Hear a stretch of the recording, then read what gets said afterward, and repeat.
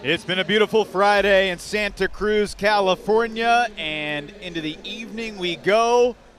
The finale on this Friday night features the MLTT debuts of the Texas Smash and the Bay Area Blasters.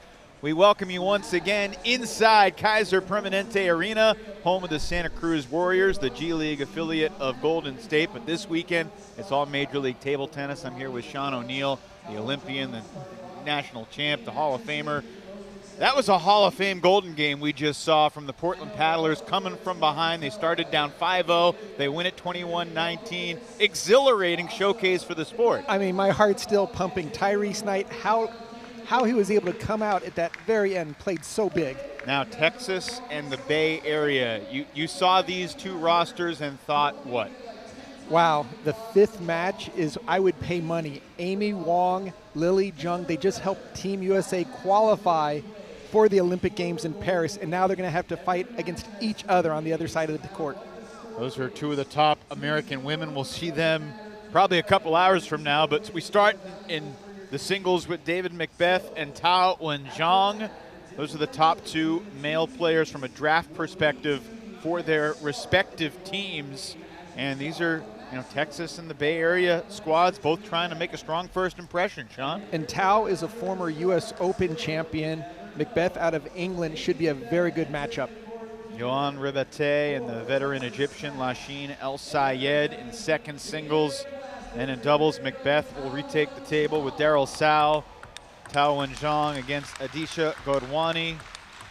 And then Kasahara and Zhang in that third singles match. It's going to be interesting. Of course, the Seattle Spinners were not far away from winning their match 16-5, but it's small margins being the difference, and they find themselves on the wrong side of an 11-10 final score. So now we shift our focus to Texas and the Bay Area, the Smash and the Blasters. And we are, of course, in the Bay Area, the extended Bay Area, although Monterey Bay is just a mile or so down the road. So I think it's fair to say that we are enjoying a weekend in the Bay. And it really did make a difference down in Daytona Beach with the Crocs having the home court advantage. Macbeth, very tall player, plays with a shake hands grip. His opponent, Tao Wen-Zhang, playing with penholder grip, very common out of China, but you'll see him play the backhand on the opposite side of the classical penholder grip. Allows him to play a lot more topspin. I would say right now, odds are Tao will have a slight advantage just due to his international experience. Now we have seen teams in their opening opportunities try and establish identities, and sometimes it happens organically, sometimes it gets forced a little bit. The Florida Crocs embraced the chomp last week and played with tremendous bite throughout their three golden games. The Paddlers, like they were in a kayak, just continuing to chug along through the rapids. We'll see exactly what the Smash and Blasters have in store from a celebration standpoint. Here we go. Tao Wen-Zhang to serve to begin the match. Tao is known for his forehand drives. Very good serve, often short to the middle, and then look for him to step around and try to get his, oh, look at that. There it is right there. His forehand into play. He's played in the Chinese Super League, so he knows what it's like to play against the very best in the world. Macbeth answers on his first service opportunity. That was a great backhand third ball attack by the Texas Smash.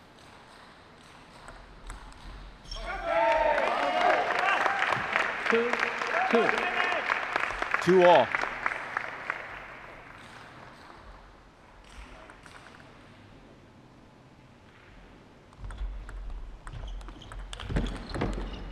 And you can see Tao opening up, but then continuing to attack. Macbeth did a very nice off the bounce return.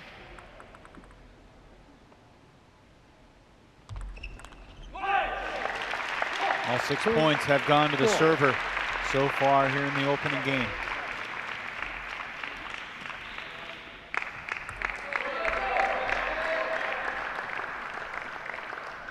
McBeth, 31 years old, lives in Nottingham, England.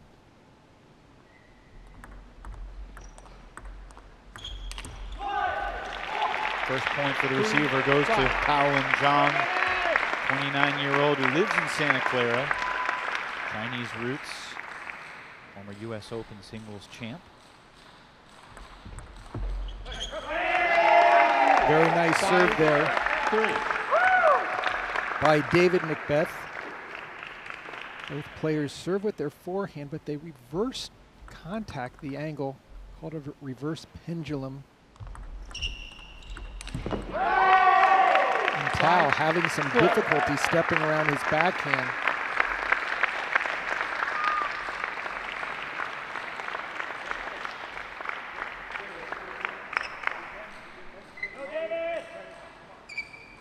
Zhang Tao, the first round pick of the Bay Area Blasters.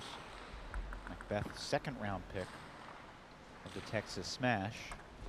The Smash did select Amy Wong with their first round pick. Every team had to take a female player, so Coach Bitsy Gayo going for the deciding to take the female early, going with Wong, and obviously she's incredibly accomplished. We'll see how it pans out. And he got the lineup that he wanted, to where women are playing against women, but I think there's a chance he thought they must play. And that's why taking the top woman would make a lot of sense, but we've seen the women match up with their men counterparts. One of the beauties of table tennis, that speed can neutralize power. McBeth was the 13th pick overall, middle of the second round.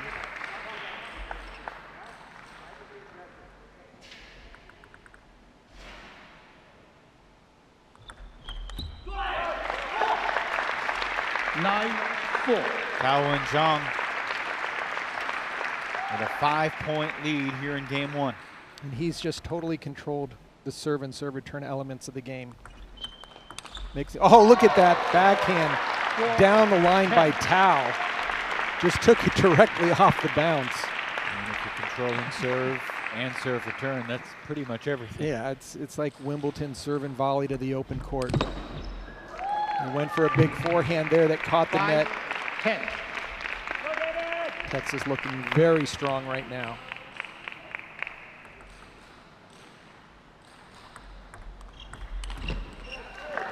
Opening game goes to Taowen Zhang, 11-5. The first game.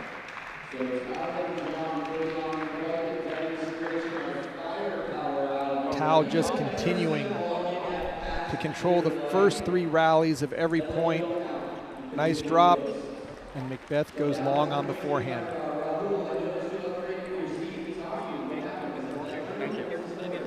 When you saw this matchup on paper, literally, did you think Taowen Zhang 3-0? Did you think it would be a close match? What were your initial thoughts? I definitely thought that Tao would have the upper hand, but because so many of these players are completely new to the U.S., that's the beauty of Major League Table Tennis, is the international star power that it has. I hadn't seen McBeth play all that much, so going with experience is always the safe bet. But we'll see if David can come back and get game two going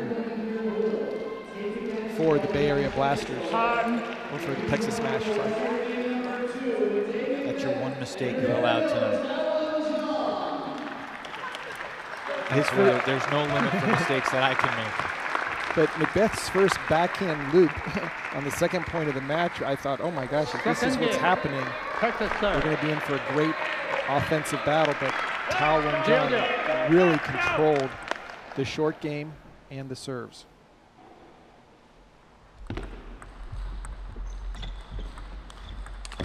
Oh, just overpowering stuff from Taowen Zhang. Tao drops the serve short, forces a soft opening, and then brings his big forehand into play. And that's what McBeth needs to do a lot more of. Get his backhand driving the ball instead of just spinning it up, which gives Tao a chance to counterattack.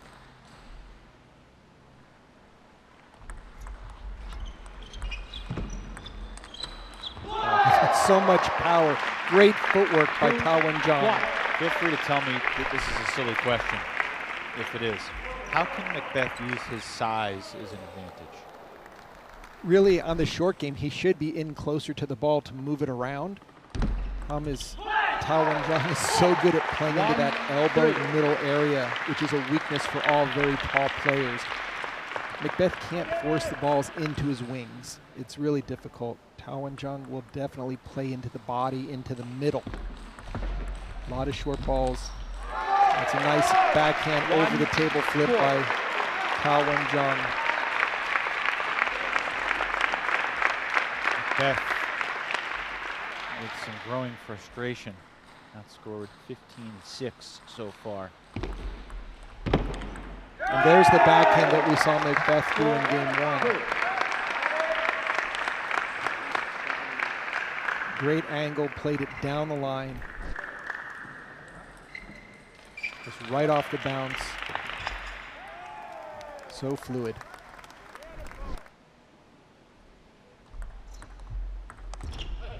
A lucky break there by McBeth. That serve return really popped up.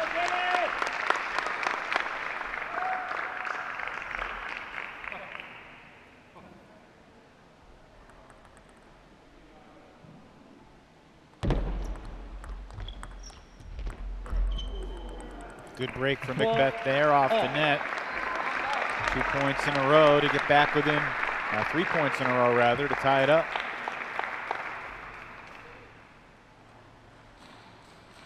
Back to his serve. Again,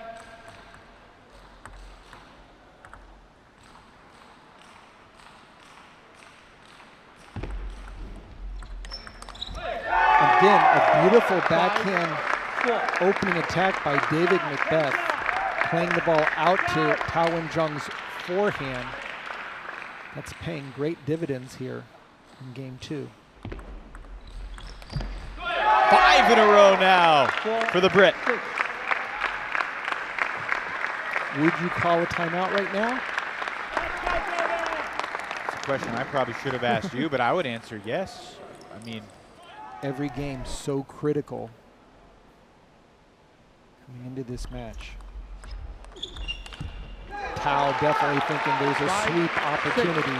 With that said, Tao is no ordinary player, physically and also mentally. His experience, his established ability to deal with adversity on the table by himself. Right, you don't win a US Open just by luck. There's so many good players in that international field. That ball, again, we've seen a lot of net balls so far. That just lets you know that the players are keeping the ball as low as possible. Adding topspin helps it, does help it go forward when it does hit the net. Tao is up 4-1. 5 straight for McBeth. Last 2 points have gone to Wen-jong. And there's that combination play by Tao Wen-jong. He makes the first forehand, and when it gets counterattacked, he counterattacks that ball.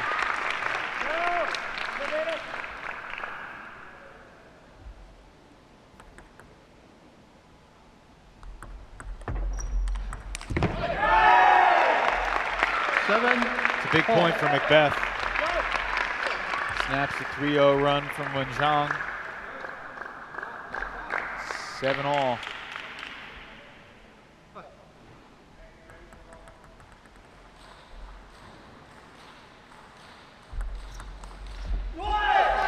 Great serve, short to the forehand. McBeth unable to handle the heavy side spin.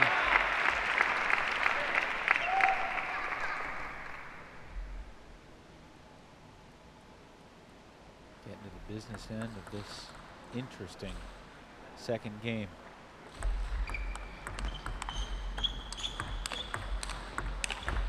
Oh, great play by McBeth, able to deliver 2 strong backhands, but then to get his forehand into play.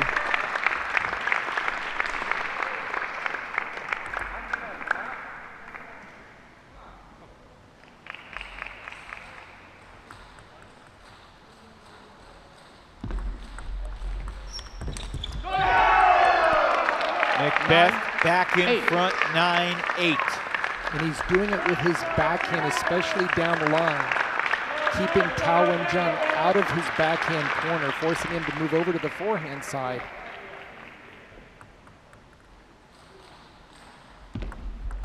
Oh, and into the net on the return. McBeth, a 10-8 lead. Tao Wen-jung with a couple of serves here. He needs both of them.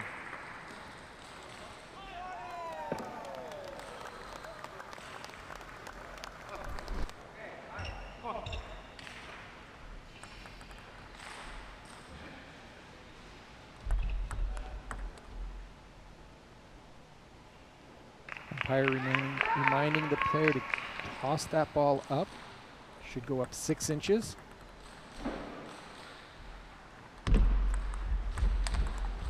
And there's the power of Tao Wen-jung. Any loose return that just comes over, he can put it away. Very strong forehand attack.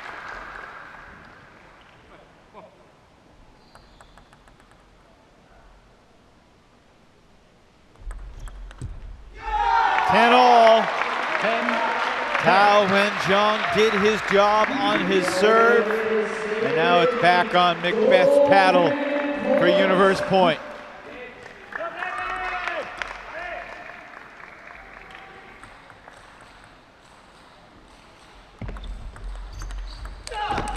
Tao Wen-jung. 11. And you can see the sense of relief by Tao Wen-jung to deliver that final forehand blow. Good quick serve return with the backhand, and then here comes the big forehand. Thank you.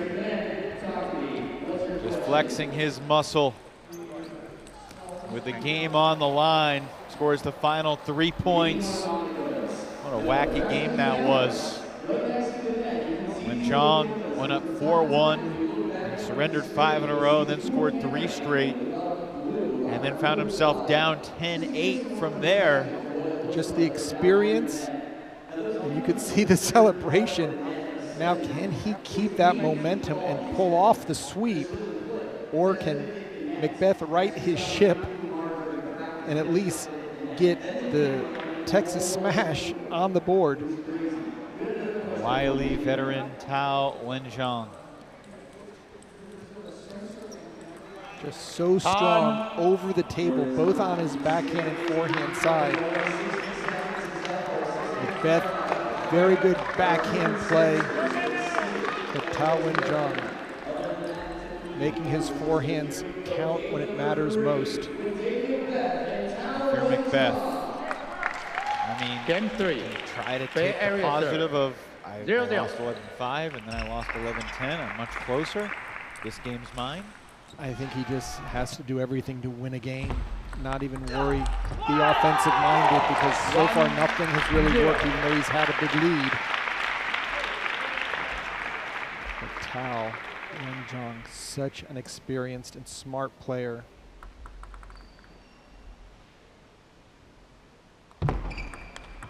That's a good backhand opening by McBeth.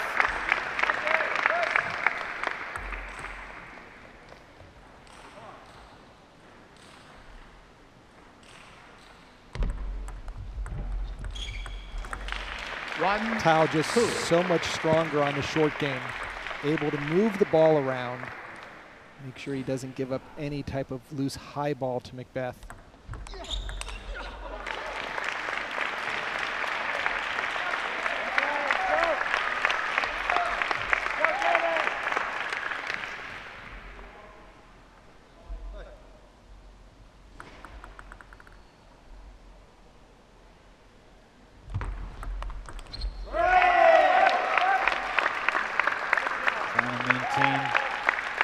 Connectivity here.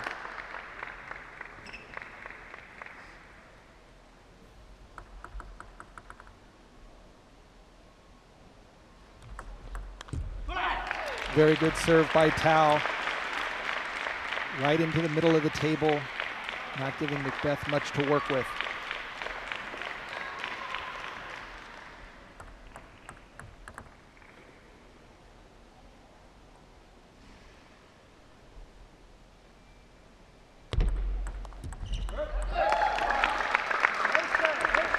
times we've seen Macbeth's serve get returned into the net. He likes to serve it short down the line to the forehand, trying to open up the table. Takes both points on his serve, and 4-all here in the third.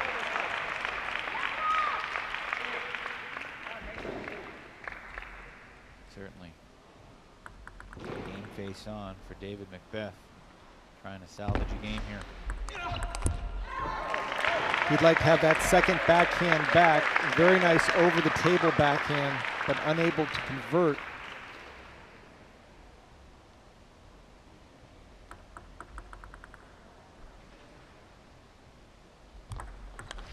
Oh, that's a beautiful backhand there by Macbeth. Nice and deep into the corner. Jarring to see Tao Zhang fooled like he was. Macbeth had been going out to the forehand. That time he just took it right into the body. Switch sides. They should have switched sides 1 point ago, but no harm seriously done. The umpire needs a yellow card. Caution to the umpire. You take away your microphone next time you err. And then they start losing points. There's no similar rule for the play-by-play announcer.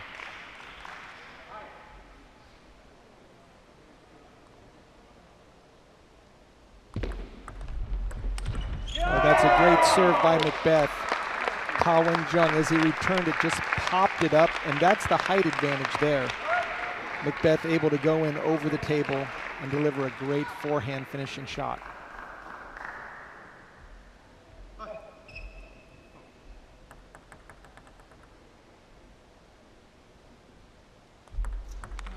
Oh, big forehand flip kill by Macbeth.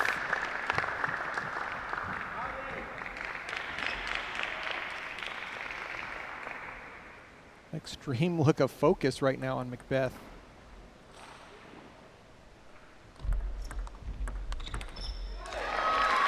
Macbeth has had that demeanor throughout this match, and he's been competitive throughout the match.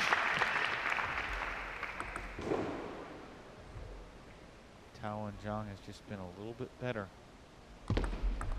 See if that changes here. And you could see on that return by Tao Zhang, Macbeth first started to play a backhand, then a forehand, then went back to the backhand, just due to the placement, precision location by Tao to jam the opponent off their serve. Oh, and there's a nice forehand loop by Macbeth. Macbeth ready for the middle, but played the wide forehand down the line.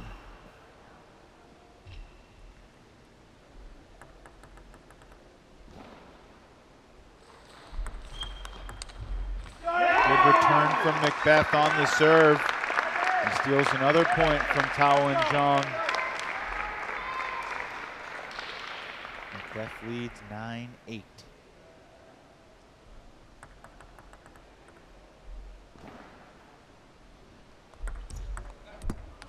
It'll be interesting to see if Macbeth goes for the big forehand attack like we saw on earlier serve.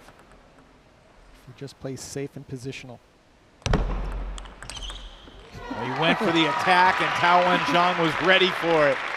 Tao knew he was serving a deep ball and just got ready for the quick opening to take it right off the bounce.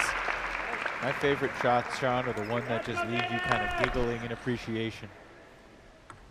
9-all.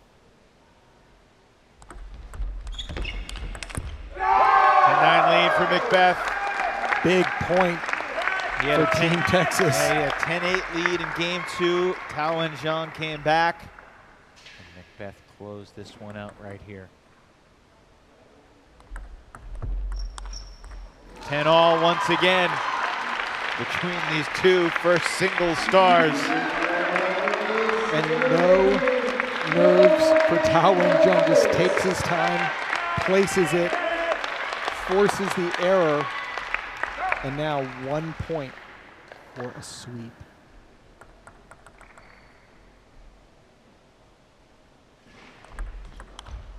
Tao Wen-jong sweeps in his first Major League table tennis opportunity.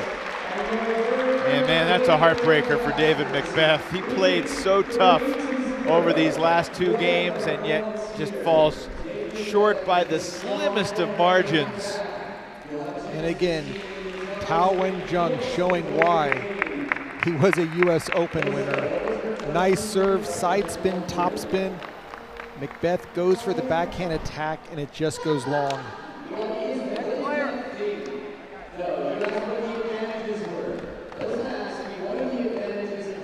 So the 29-year-old Tao Wen-jong lives in Santa Clara, not too far from here in Santa Cruz. 2014 US Open singles champion, and he sweeps David Macbeth.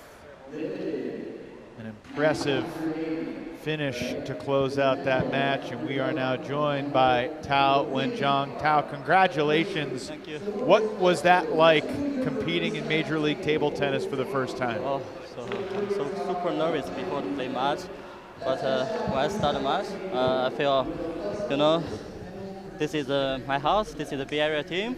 That's why I'm exciting to play. And what were you thinking with the 1 point, no deuce game? What was going through your mind? If we see him play the golden point, it's very difficult because I don't know. Actually, David's serve is very good, so I'm trying to push, but didn't work. That's why I'm trying to backhand flip with the second game. Yeah. Sorry, my English not good enough. That's why I try to speak. It's very good enough, Tao.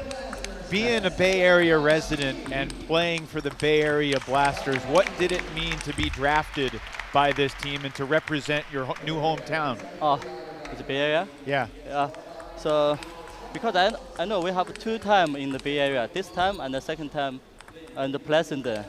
So, it's very exciting to see that more people can join, cheering for our team. So, it's very exciting, yeah. Well, we'll let you go. Go enjoy cheering for your team the rest of the night. We'll see you in the Golden Game. All right, thank you, Sean. Thank you. Tao Wen-jong, a 3-0 sweep over David Macbeth, but man, he had to earn it. And coming from 10-8 down and 10-9 down to close it out just with a brilliant flurry of table tennis. Just a complete money player for the Bay Area Blasters, getting the job done in his house, as he said.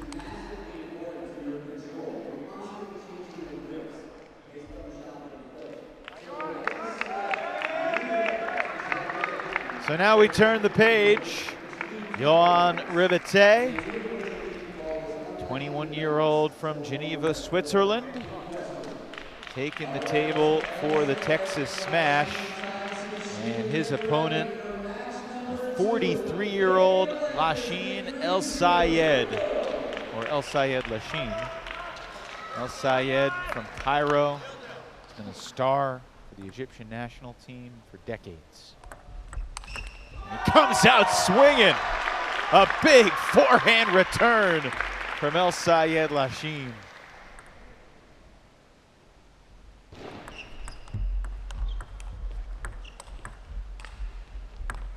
Oh, great drop shot by Ribete. Just taking all the pace off the ball and just dropping it directly over the net. No chance for any recovery. Sean, you ever play against El Sayed? No, but we are somewhat of the same generation. I'm a little bit older. He made his international debut in 1996. Yeah, mine was about 83, so a couple years, but he has been the face of Egyptian table tennis with his great results in the African Continental Championships. He's been in 3 different Olympic Games, representing Egypt. Oh, that's a great over-the-table loop by Lachine. Just stepped in, took the slightly high serve, and put it away for a winner.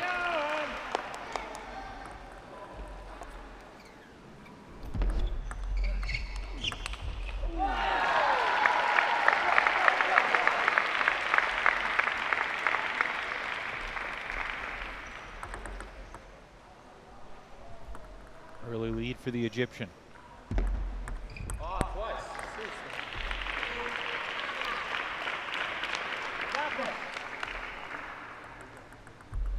trying to stabilize back on his serve. It's been a struggle so far for the 21-year-old from Geneva. Two-time Swiss team champion, Rebete.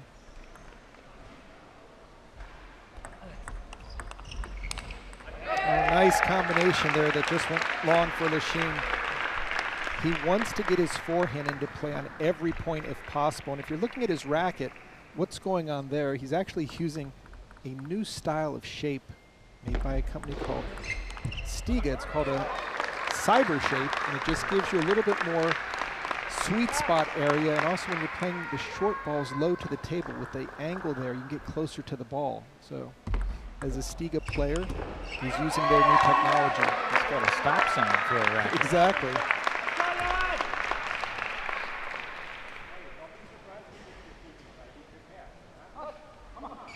You hear the coaching advice from Jörg Vitzigayo, German leader of the Texas Smash. Yeah, the number of international coaches we have is just outstanding. Nagy Tian, the coach for the Bay Area Blasters. Oh, that's a great over-the-table backhand shot by Lachine. He's got in close to the ball, spun it up and forward. Great play. You can see that ball really dive. And again, Lachine just doing a great job of taking the server advantage away from Rivete.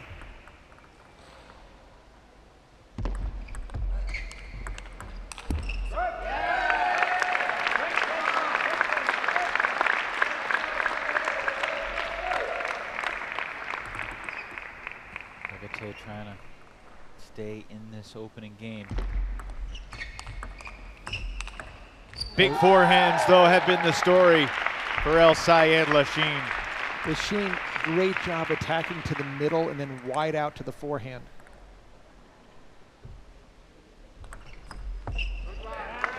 Flummoxed by that serve. Ribete saves the game point.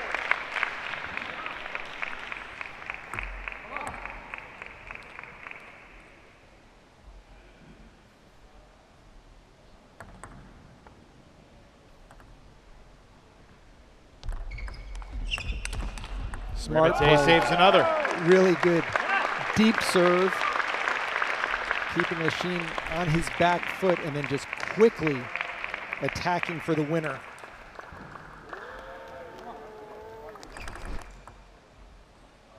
Back to Lachine's serve, still game point. And that big forehand has been the money shot for the guy known as the Arab Lion.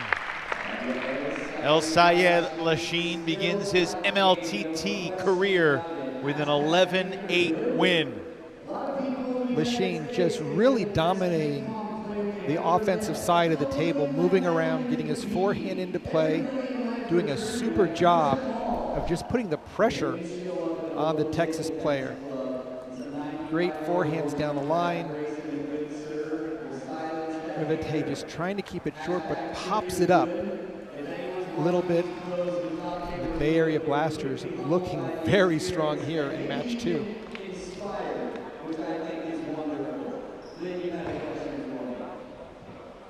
Ribete was down early, did get back into it, but just too much power from El Sayed Lachine. When you think about table tennis from Africa, what's the history there? I know they've got a lot of great players from Nigeria. We saw Ojo Onalapu last week. And that's really it. The battles between Egypt and Nigeria have been epic over the last 30 years. Both countries, when they're playing internationally against the rest of the world, they even come together and fight as a unified Africa. Just a great international sport. 1-0 lead in game 2 for El Sayed Lachine. He officially announced his retirement from the Egyptian national team in 2018. He was 38. Now he's 43, coming out of retirement to play Major League table tennis. Everyone has been saying for the last 30 years, when is USA going to have a professional league?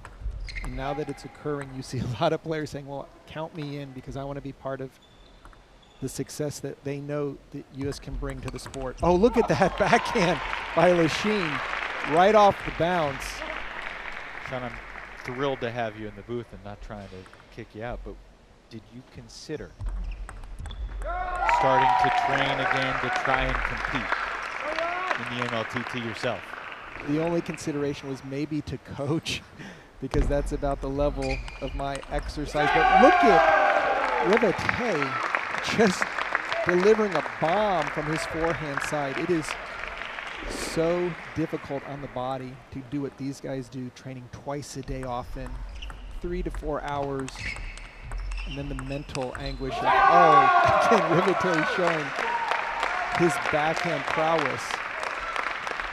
No, I would definitely be much better as a coach than a player out there, but I'm just in awe of how great all these players are.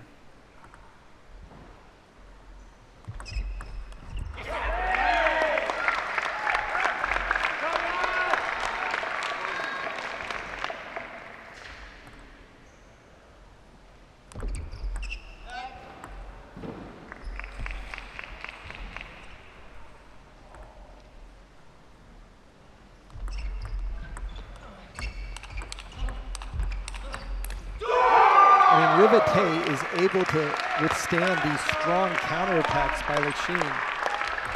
Lachine's playing great, but Rivette is just matching him forehand for forehand. 5-3 lead here in game 2 for Yohan Rivette.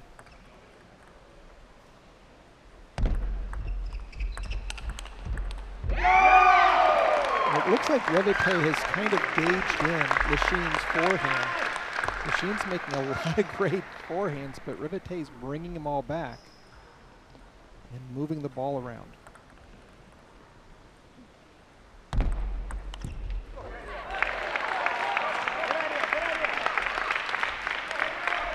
The serve goes back to Yohan. He leads by 2, 6-4.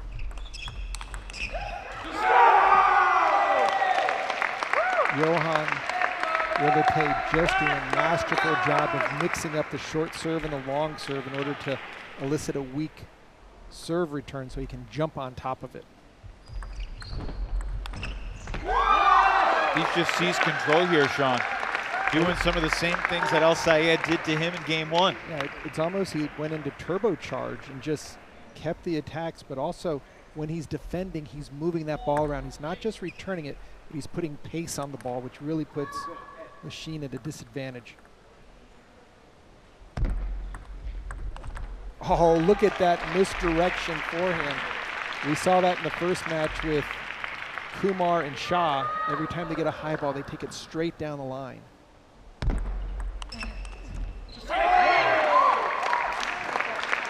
Nine-5 Rivette.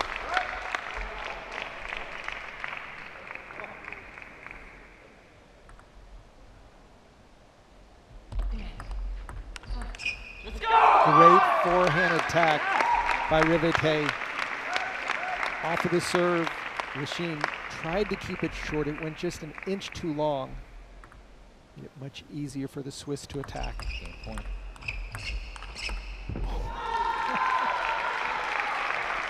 How did Lachine get around that last ball to get a forehand into play? I do not know.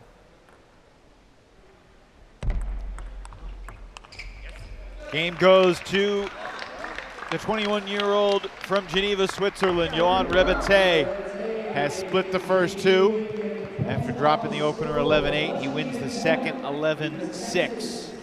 Both players demonstrating some great offense. Finally, Lachine goes deep on the backhand play. Momentum's definitely in this match going towards the Texas Smash. What you got here? What is it? Hot baby dog. Which one is it? Hot dog or hot baby dog? Baby dog. That's better. Where did you get it? These players from 2 different table tennis generations. Rivette showing himself up to the task. It's gonna be an interesting 3rd game coming up. It's really, who's going to get out to the early lead. That's been the story of the last 2 games. And Rivete has definitely shown that he can put the ball through Lachine, both up at the table and on his counterattacks. Let's see if Lachine can get his mojo going and get some forehand loops landing early, hopefully to penetrate Rivete's defense. Third game, second serve, 0-0. Game 3.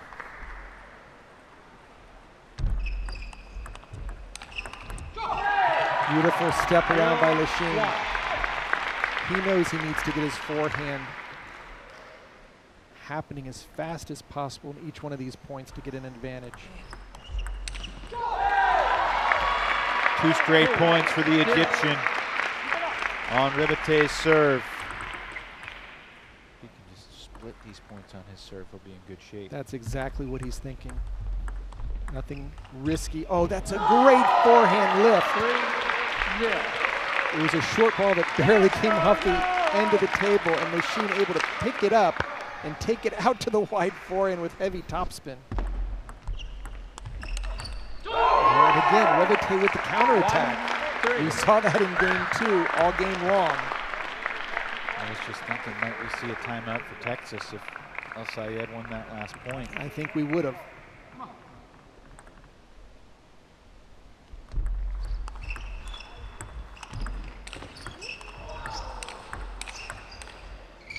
What a point.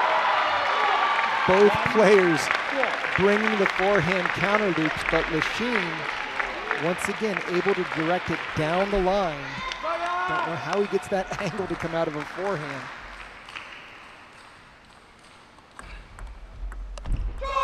Five-1 now. Big point to change ends.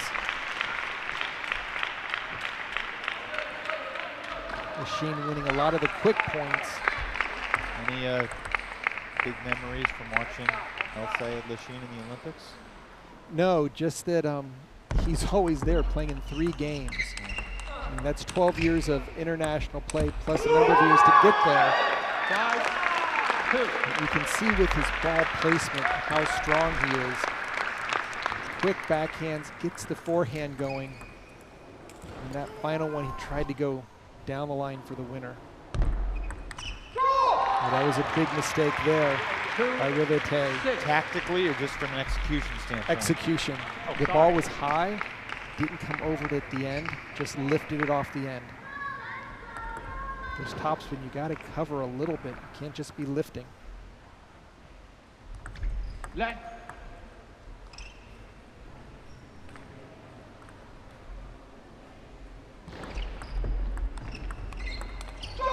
Very strong play by Lachine.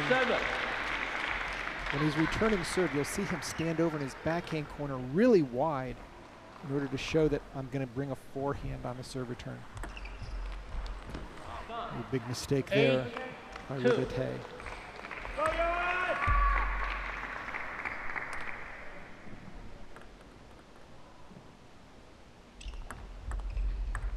And again, the great misdirection by Lachine down the line. Just perfect placement, a lot of patience, and then moving it in the opposite direction. Lachine has all angles covered.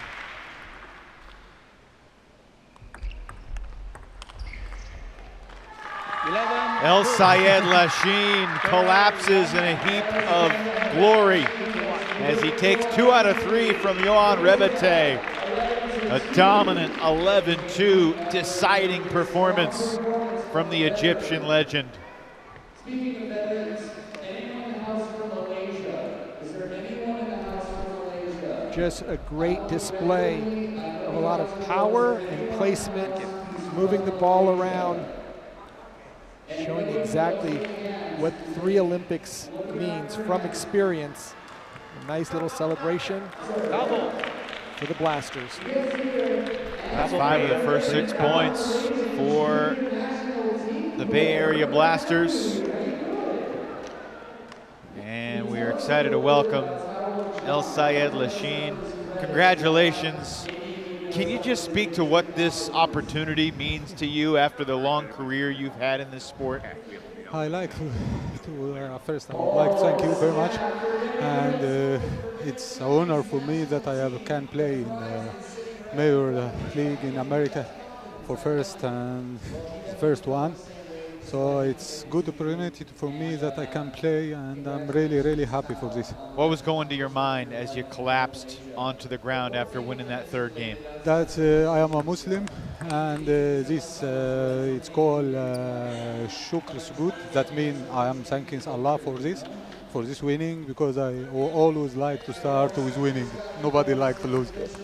So my question is, when you're looping on your forehand, how often are you thinking of going in the misdirection versus the traditional forehand cross court? It seemed to play very big today for you. Yeah, but it's like it's not secret, but it's like this, that I'm waiting a little bit, and with my full body going normal, that I can play to forehand. Then when I change with my wrist, it's an opposite, and I can little bit control my wrist very well. And what did you say to yourself after losing the second game 11-6 to be able to turn it around and dominate the way you did in game 3? I understand his game, but I missed many first balls, so it was not so good for this game. So I concentrate on first ball, and then everything will become more easy. El Sayed, congratulations. Thank you. Thank you. Bye. Doubles is underway. Tao Wen-jung back on the table along with Adisha Godwani, who started serving against David Macbeth, who we saw earlier. And Daryl Sao is his partner on the serve.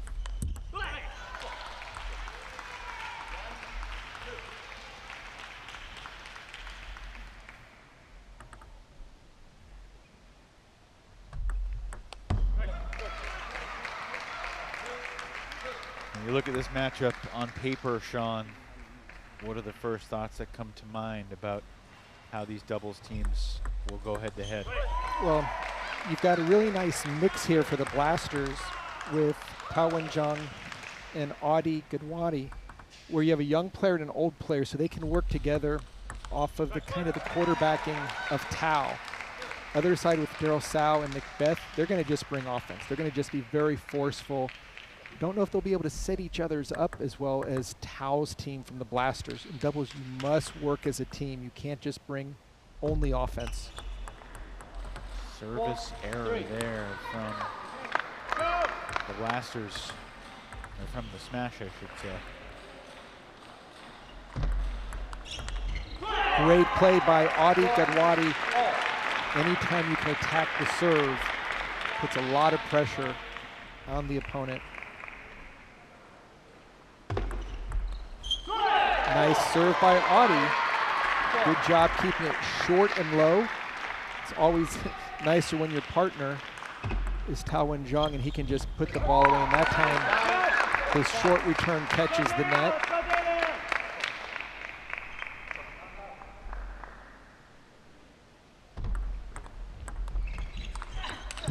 Oh, great shot by Gadwani. That was a deep push that he was able to lift up. Oh, Sal, just 16 years old. Grew up in the Bay Area. Gold medalist in the mixed doubles competition at USA Nationals, the U19 division. It's just wonderful, the number of youngsters that are part of MLTT. This can only help in their experience, learning the game, and the pressure situations that they'll be under. What age in your career did you feel like you were at the peak of your powers? Probably around age 19 to 21. The European players tend to be a little bit older, the Asians a little bit younger. My coaches were all from China, so kind of got used to harder physical training earlier on. But we've seen, like with Lachine and some of the other players, great games into their 30s and even early 40s. Again, Gadwani is doing a super job on the serve return, really moving it around, not giving Daryl Sao anything to work with.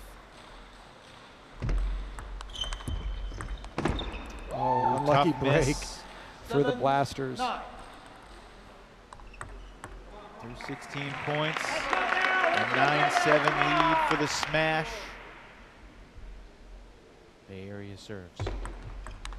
Daryl Sal with a very big forehand flip, taking a risk and executing it perfectly. And again, Tao Wen-jung just controlling the short game against Macbeth like we saw in the opening match. Another game point here for Macbeth and Sal. The 16-year-old Sal to serve. And Macbeth with the backhand puts it away for the Texas Smash. Macbeth delivered the biggest backhand on game point. Excellent play. Daryl Sal with the short serve. That ball popped up a little bit, and quickly David Macbeth just putting the point away down the line with the backhand drive. In your career, Sean, would you consider yourself more of a smasher or a blaster? Gosh, that's a tough one. Probably a blaster, just because I took more crazy shots than my coaches would have liked to have had me try. Smashing has always been popular in table tennis, but it's definitely the forehand loop that sets the tone. And with Macbeth, you get like a backhand loop over the table, so the wrists have become a lot more supple, but everyone still wants to drive the ball. Can you speak to, you mentioned the training that your Chinese coaches had you do. I mean, what was the most unorthodox thing that you did during your training to get to your apex? Well, what's interesting is most fans of ping pong in the US, they wouldn't think that we do a lot of off-the-table training where it might be running 4 to 5 miles a couple times a week, or cycling or weight training. But that's what all the other sports do. In tennis, 50 years ago when McEnroe played, there wasn't a lot of in the weight room. But that's what my coaches had me do, and that's what all these players do. Just look at their legs, you look at their upper bodies. No one out there is just pinging the ball back and forth. They're driving it. They're using full body, core, legs, everything quite important. And look at that backhand by Macbeth. That's the height that you were asking about. He's over the table when he's dropping his racket down. John McEnroe's watching. He's like, 50 years ago, Sean? It was more like 40 years ago. I was thinking his first year at Wimbledon.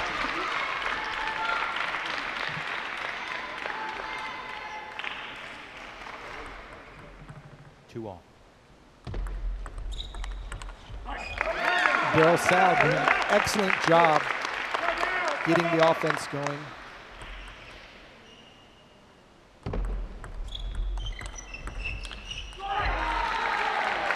That point goes to Tao Wen-jung and Adi Gadwani, but yeah, Daryl Sal has handled his opportunity well. His first opportunity under the lights. Just working really hard, great footwork, fighting to get that offense going. And there's not, oh, there's a loop that goes off the end. Commentator's curse there. Tao Wen-jung's serve trailed off the side of the table. Sal went for the winner.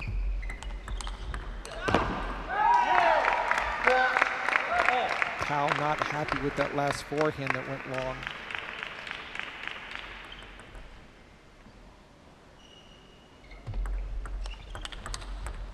Oh, that's a great block by Tao Wen-jung.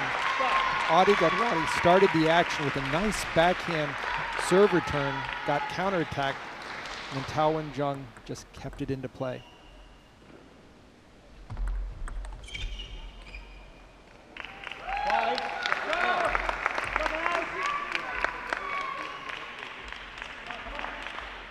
Five here in game two.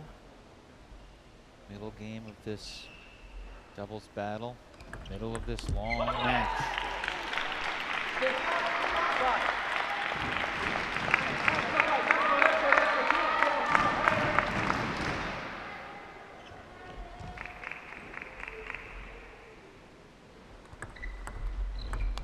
Oh, goodness gracious. A serving follow by the Blasters. Nice short serve by Adi Gadwani. And then Tao Wen-jung with the powerful forehand that almost takes him to the ground. Leaving no doubt.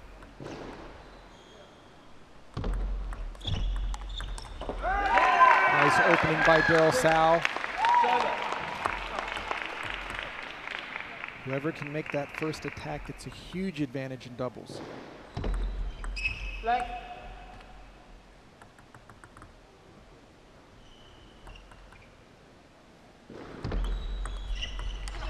A great placement there by Tao Wen-jung, just jamming Daryl Sal into the middle.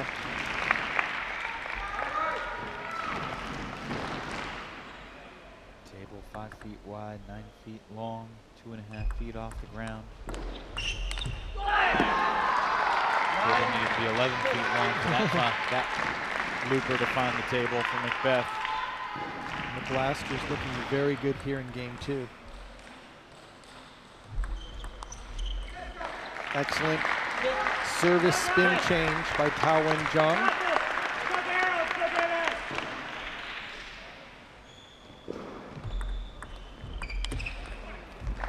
Beth missed it again, and that's the game. Tao Wen-jung and Adi Gadwani take it 11-6. And a split through these first 2 games sets up another intriguing game 3 here in the doubles match between Texas and the Bay Area. It just looked like Macbeth and Sal had some issues getting those final attacks to land. A lot of time they were just touching the top of the net and then going long. They had the right shot, they had the opportunity, they just could not convert.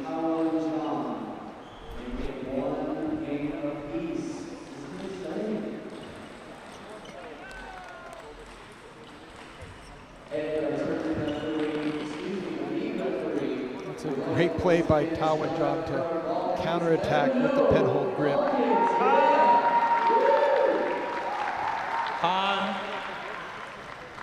So much easier to play when your partner is as strong as Tao Wen-jung. Bay Area Blasters head coach Maggie Tien, not just a pen holder, but a lefty pen holder, a very rare breed indeed in table tennis. Yeah, dealing with those serves especially, everything is reversed, and then with the pen holder grip, you can have a lot more spin on both the pendulum and the reverse pendulum. You see Tao Wen-jung ready for a quick backhand if needed. Big points here in game 3.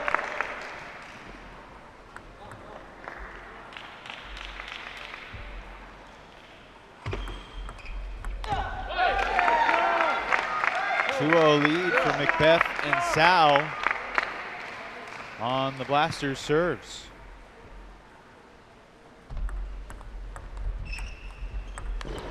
Rio.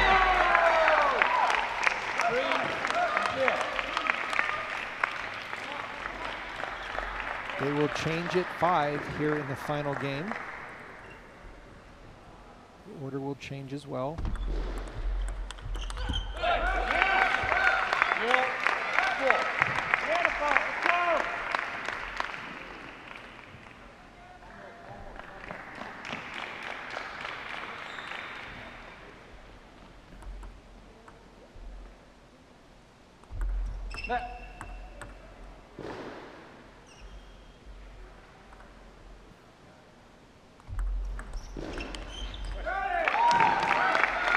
Not a good start for the Blasters here in game 3. It's bizarre. They dominated game 2. Right, well, the order was the game 1 order, right, starting game 3. So let's see if the Blasters can get something going. But not with Daryl Sal making that forehand delivery. No one was there to receive that package. All Texas.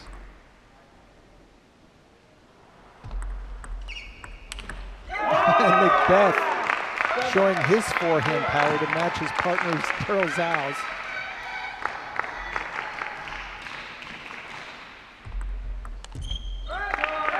We have not seen an 11-0 game yet in Major League Table Tennis. 8-0 lead here for the smash. Blasters on the board. Right on cue.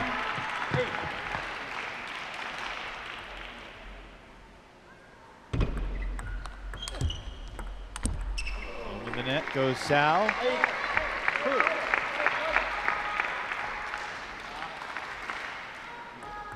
Ever come back from 8-0 down to win in a game to 11? When I played, they played games to 21. So I have been up 10-5 and lost. So if that's any, You remember those? more always than- those are still painful. So I understand.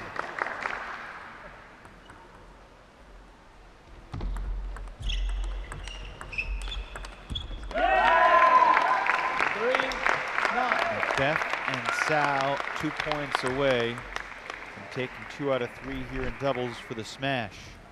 just doing a really nice job of the teamwork, keeping the attacks going, getting out of each other's way. Darrow going for the quick forehand flip off the short serve. Number of points to play with right now. Don't want to get too cute though. Needs to split these two serves right now.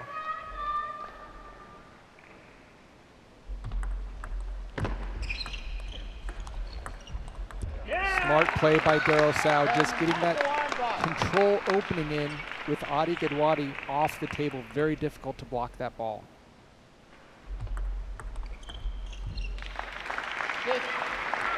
Nice deep push. So this is the 10-5 that I was up.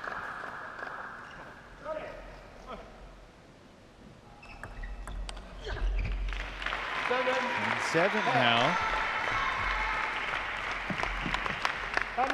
Timeout taken by Jorg Bitzigayo, 46-year-old head coach of the Texas Smash. Maggie Tian has a chat with Tao Zhang and his doubles partner Adi Godwani. Just for the Blasters, just taking a little bit more time, moving it around, not going for any big offensive shots, but not leaving themselves open for any attacks that are landing.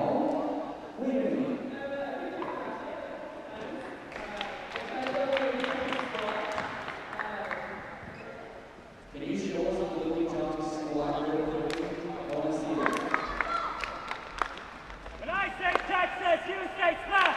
Texas! Texas!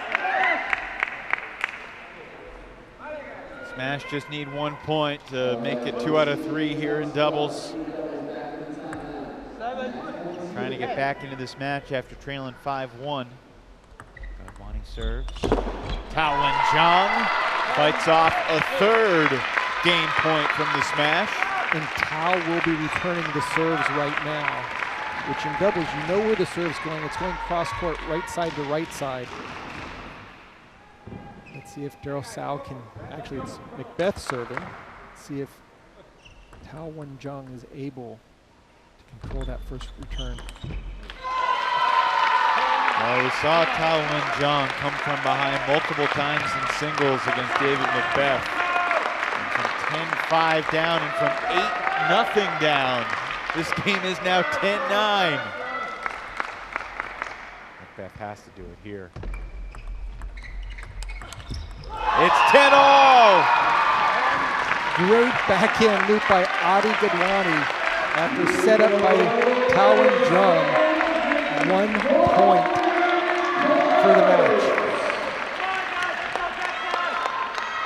From 8 down.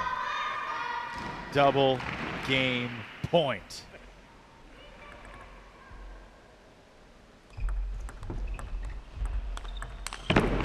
My goodness!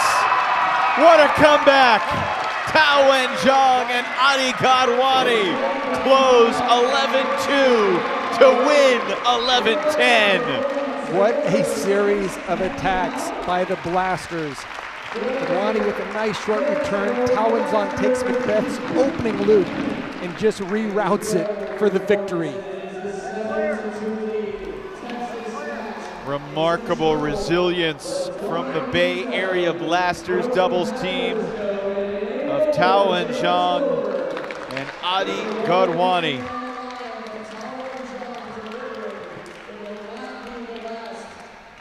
Even down 8-0, it's not over. That's a historic comeback. It is early in the history of Major League Table Tennis, but my goodness, joined now by Adi Godwani, the 20-year-old from the Bay Area. Adi, congratulations. Let's get right to it in that third game. You're down 8-0. What are you and Tao saying to each other to stay in it? I think we were just telling each other to just fight for every point and stick to our strategy. In the beginning, we had a couple of simple mistakes, and we just tried to put the ball on the table, and things just happened to go our way, so we're really happy about that. How much fun is it playing with somebody with the experience that Tao has to back up every one of your shots? You know, it's really a great experience learning from him. He's a U.S. Open champion. He's, been a 2,800 level player, and it's just, I'm just so happy to have an experience to play with a great player and learn from him.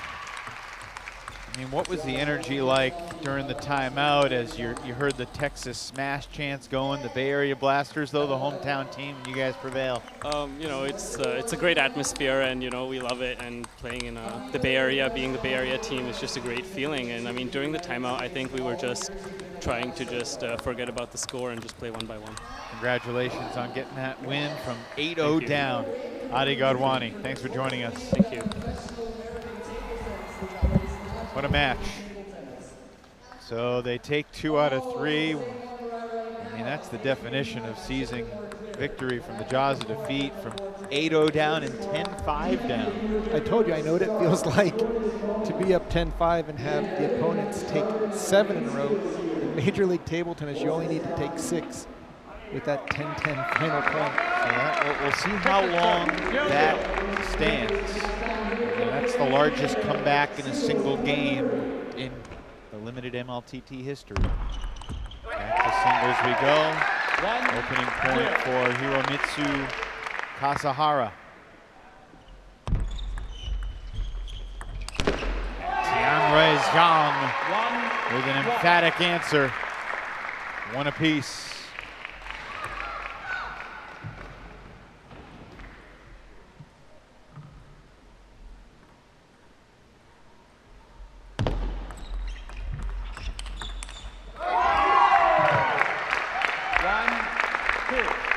Kasahara, 34 years old, lives in Tokyo, originally from Osaka, Japan.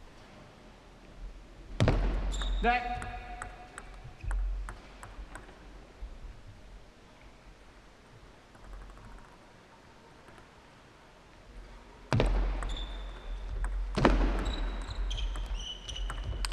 Oh, how about that smash from the smash. Kasahara, very strong forehand play. Excellent footwork.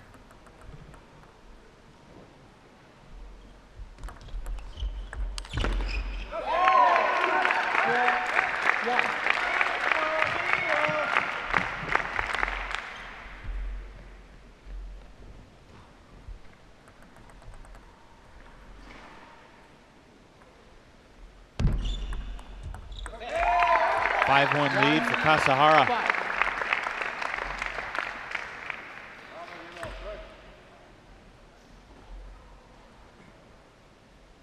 Hiromitsu Kasahara playing in this third singles spot.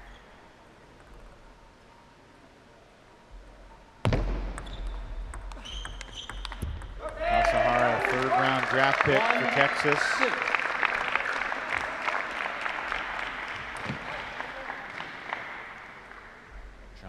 Fifth-round pick for the Bay Area Blasters.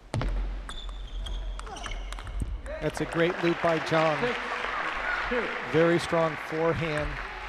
Like we've seen all night with these lefties, the ability to step around their backhand side.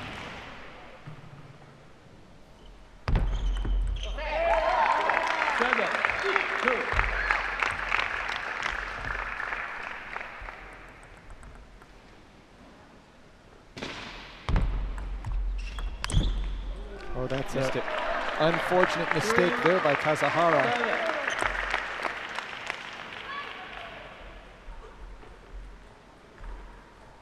has some wiggle room here. Still up 7-3. Good serve by Zhang. Looked like it caught Kasahara off guard to the forehand side. Really the surprise deep serve and then quickly pivoting to get your forehand into play. Smart move tactically.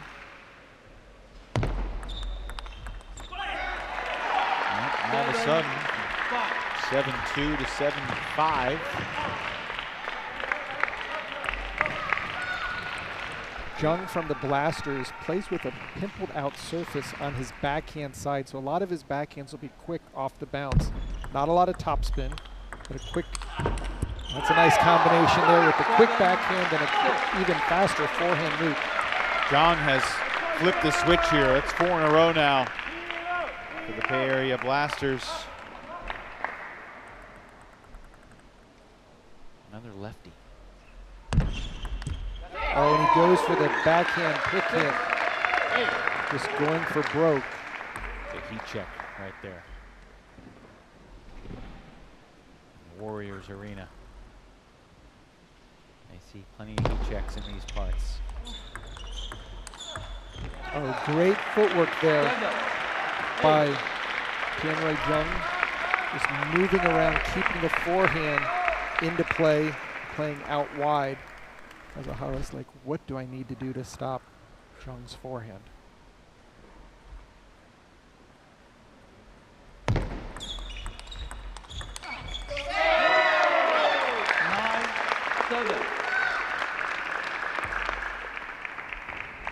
So it's turned into a pretty compelling opening game, hasn't it? Seems like every single match that we see has its own storyline. And every game has its peaks and valleys and twists and turns. The momentum shifts have just been amazing for Major League Table Tennis. So let.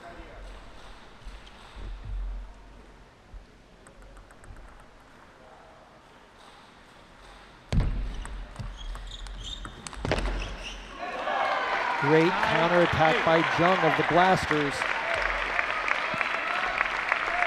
9-8 here in game one. Of course, still to come tonight, the battle of the top 2 women in America, as you described it before. How about this? The Blasters just don't give up. From 7-2 down. We're now tied at 9. In the third game of doubles, they were down 8-0 and 10-5, and the Blasters battled their way to an 11-10 win. That was Taowen Zhang and Adi Gadwani. Been Bay Area's day so far. Zhang with the serve. Into the net. Nice deep return by Kasahara. Just really cut it down the line. Heavy underspin. Zhang unable to lift it up.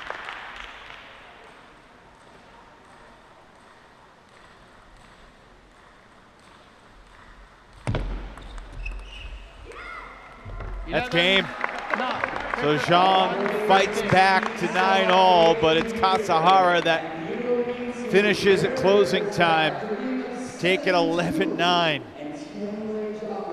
Feels like that's just chapter 1 of a very complex trilogy that's about to unfold here in Santa Cruz. You just see both players wanting to get their backhands into play. This time Kasahara steps over to the forehand to use his backhand. You'd think you want the player to stay on the forehand side, but the backhand serve return allows for a little bit easier time going over the table, and he takes the point directly.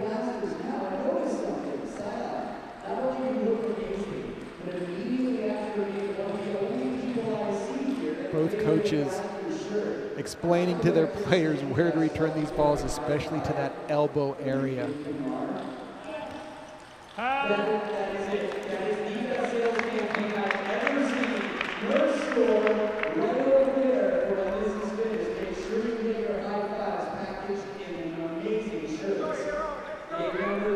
Nice deep push with underspin to set up this wonderful backhand over the table flip. That's Kansas finally getting on the board. Back to live action, game 2 underway. Opening point to Tianwei Zhang.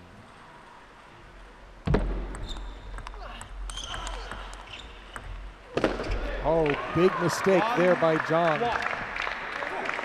Really worked the point nicely, but unable to make one more shot.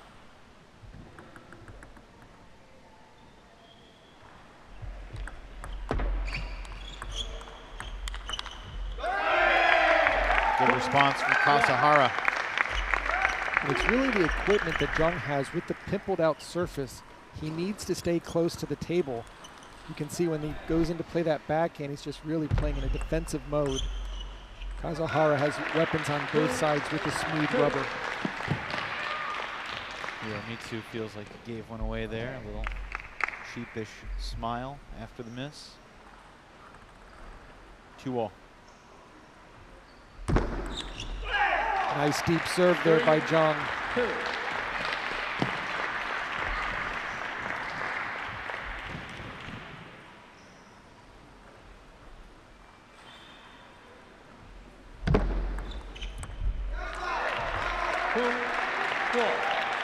Changing up his service variety nicely.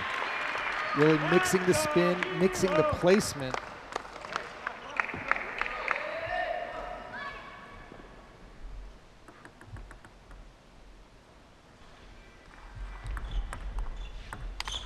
Oh, Missed that it. easy mistake there. Almost careless. Got the high ball. Kasahara just overplayed and went deep. Wow. That would make me want to dance afterwards. That was a great forehand down the line winner. Bouncing around like a boxer after a right cross.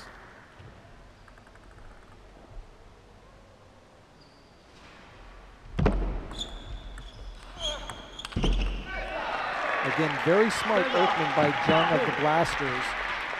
Ball barely came off the edge of the table, but he had the presence to spin it up the maximum amount of revs that he could put on the ball. And again, just dictating the first attack. Kasahara forced to play defense.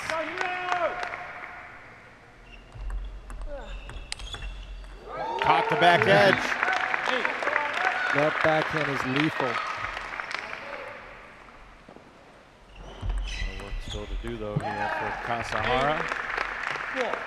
2 in a row to get it from 8-2 to 8-4.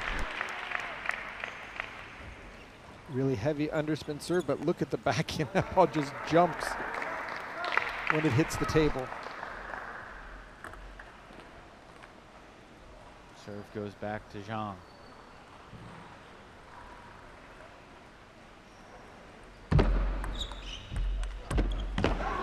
9-4. Kasahara needs to move his feet if he's going to counterattack that ball. But credit Zhang for moving the ball around, really handcuffing Kasahara.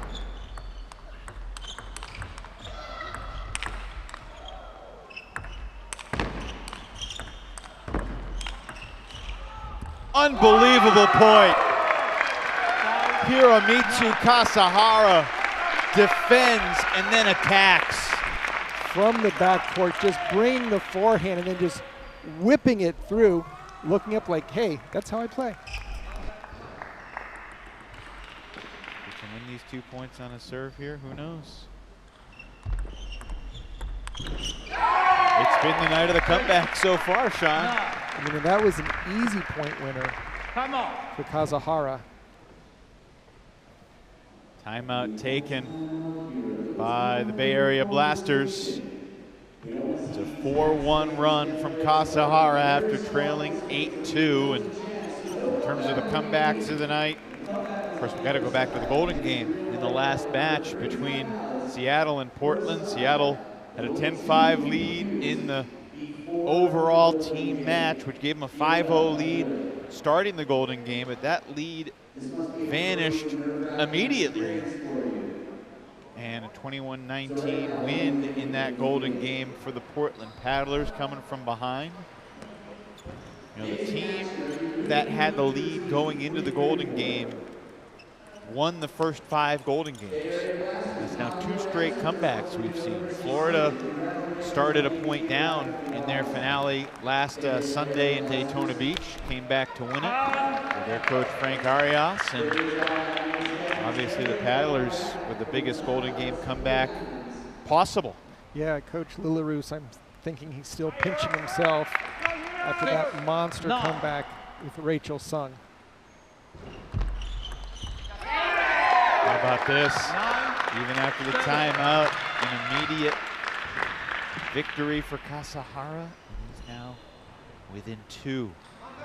A lot of pressure on these serves for Tianwei Zhang.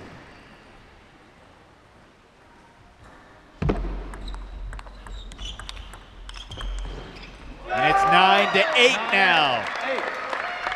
Kasahara really showing that he's getting a feel for the pips out of Zhang's backhand, able to stay up to the table, keep the offense going.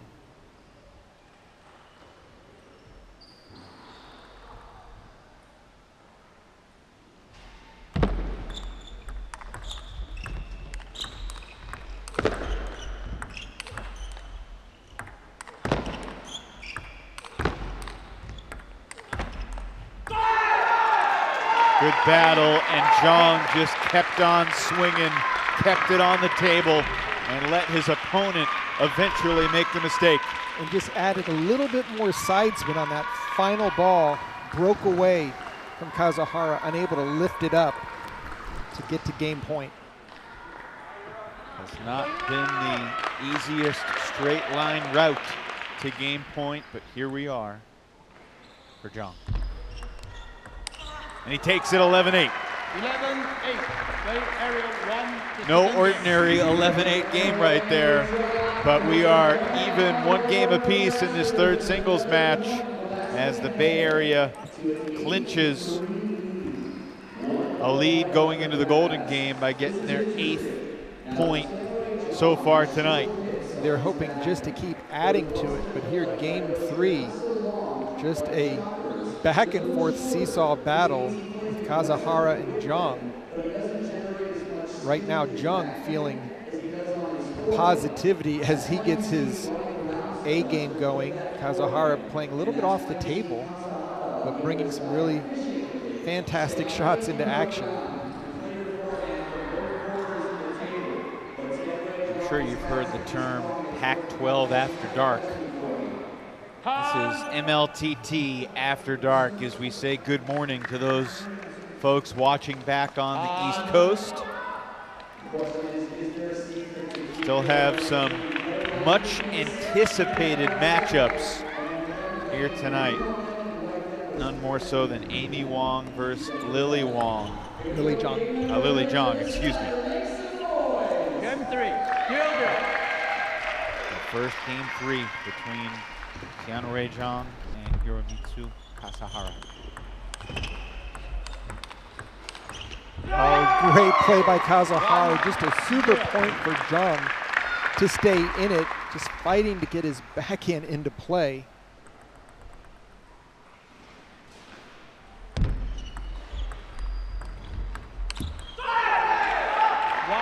Couple big swings on those first 2 points for Hiromitsu Kasahara. 1 winner, 1 error, and it's 1 apiece. Serve goes back to Zhang. Again, the deep serve by Zhang, and you just see him tapping his temple, saying smart move. Caught him standing flat foot. Coach Maggie Tan of the Blasters, very pleased with that service choice.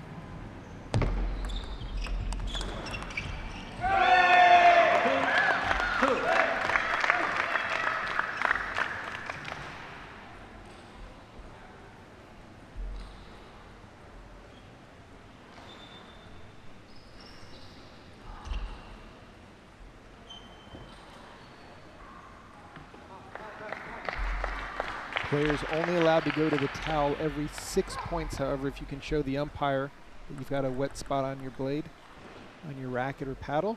I'll let you dry it off.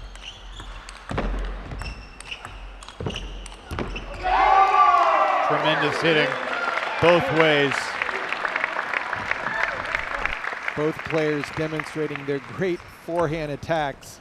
Kazuhara moving so well all over the court.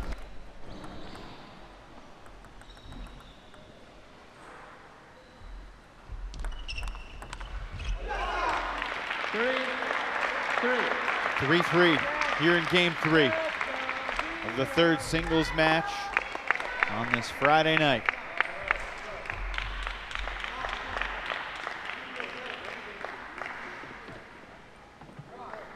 A Texas smash, 8 players from 6 different countries. Bay Area Blasters representing 5 different countries on their roster. A great third ball attack by Tianwei Zhang. Short serve, heavy loop. Kazuhara unable to contain the spin.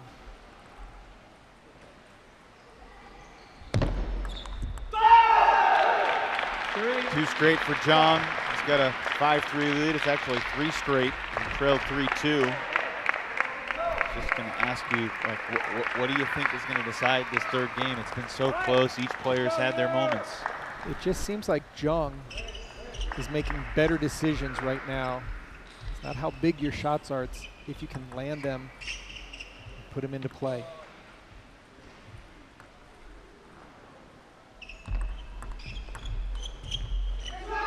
Again, Zhang just doing a nice job of dropping the serve short out to the forehand.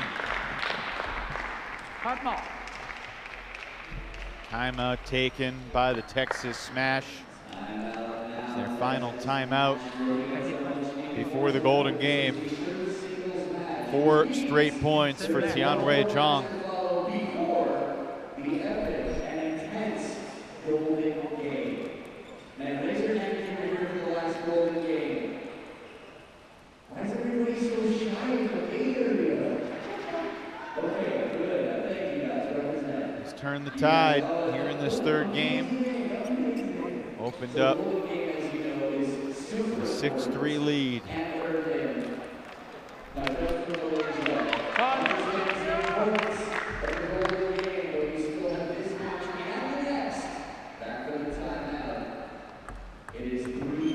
Kazuhara needs to win this final point on his serve.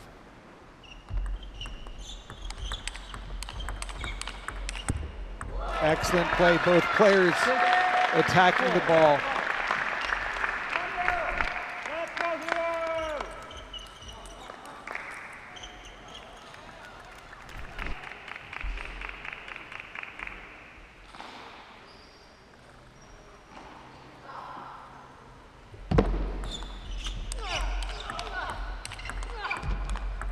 Tremendous hitting. Kazuhara back within 1. Both players just hitting bombs back and forth. Kazuhara just staying a little bit more balanced till that final shot opened up. Excellent play by both.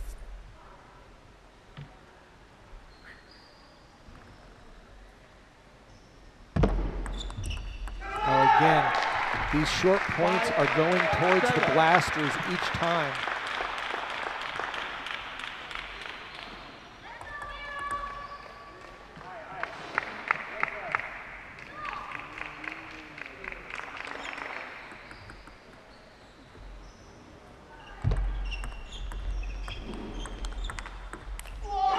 Very strong block by Zhang. Kazuhara was able to get his backhand topspin in, but Zhang took it right off the bounce and jammed him backwards.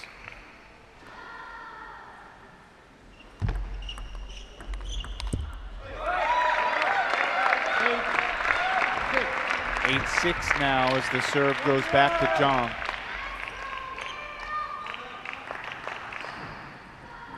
Bay Area Blasters are going to play the nightcap all 3 days here in Santa Cruz. Kazuhara continues to battle. Nice misdirection there on the forehand by Kazuhara.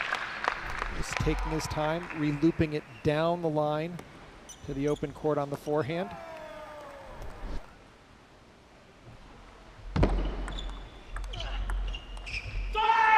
difficult ball to deal with. Jung opened up with his backhand. Tough to tell the amount of spin on it. Kasahara sent that ball long.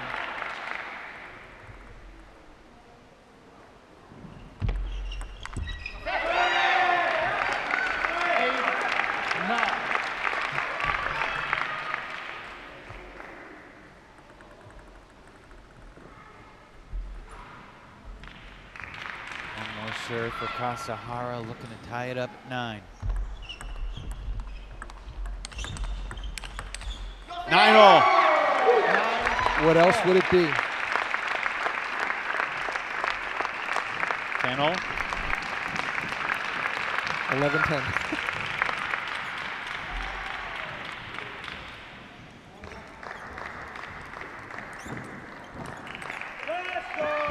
Players go to the towels. Take a deep breath. Prepare for these final 2 or 3 points of this singles match. How about Hiromitsu Kasahara authoring another comeback on a night where no lead has been safe. Just so solid with his backhand play in the latter half of game 3. Game point, Kasahara. And it's a service ace from Tianwei Zhang. And what's even crazier, it's cross court. Generally, if you serve down a line, you might ace somebody. But to do it in front of their eyes, cross court, perfect timing, perfect bounce. Double game point. Hiromitsu Kasahara delivers the power when it counts. Perfect serve and follow. Great change of spin on the serve. Got the ball he wanted, and then just turned the corner to get that forehand into play down the line for the direct winner. And the leading.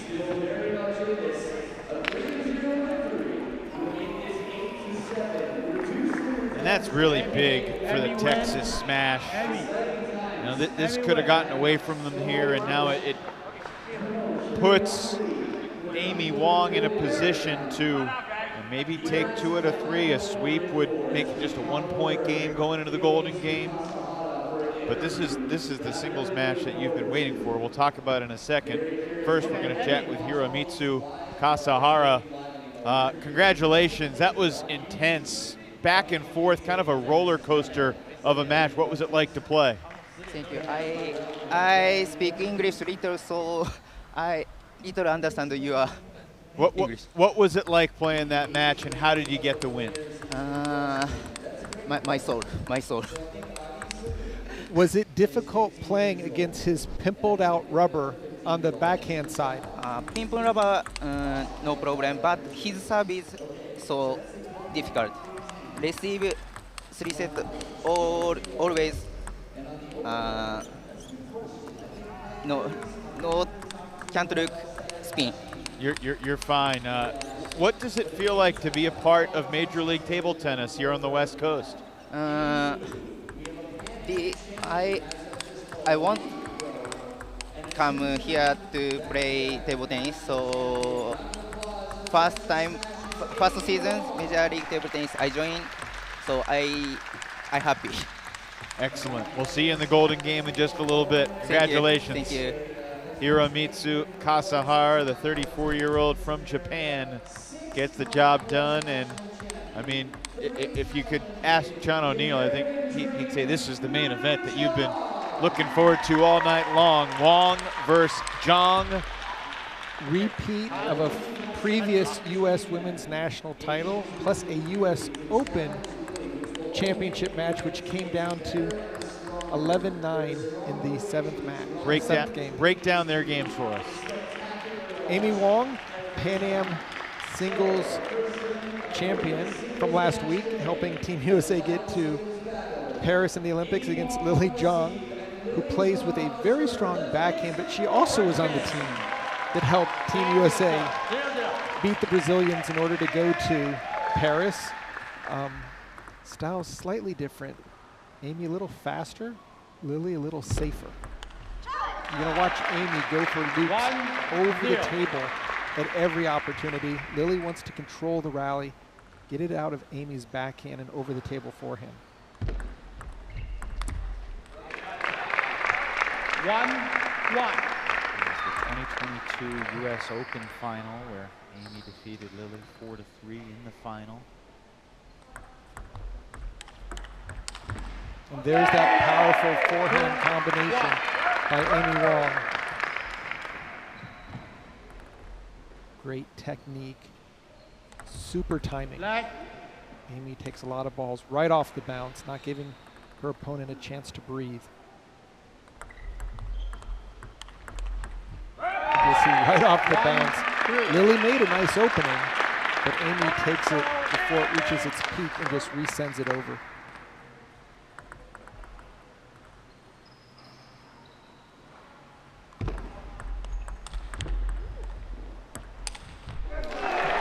Amy has no hesitation to go for a winner.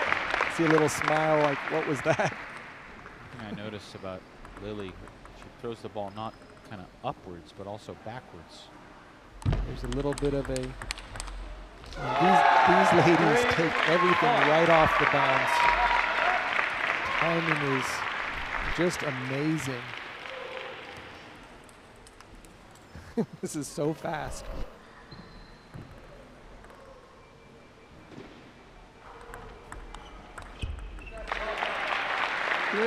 Lily Zhang knows if she can open up deep enough, that'll really change the timing for Amy Wong.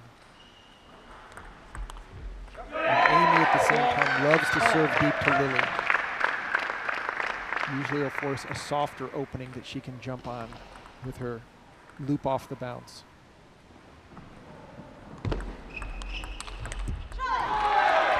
Lily Zhang 6 times U.S. national champ in women's singles.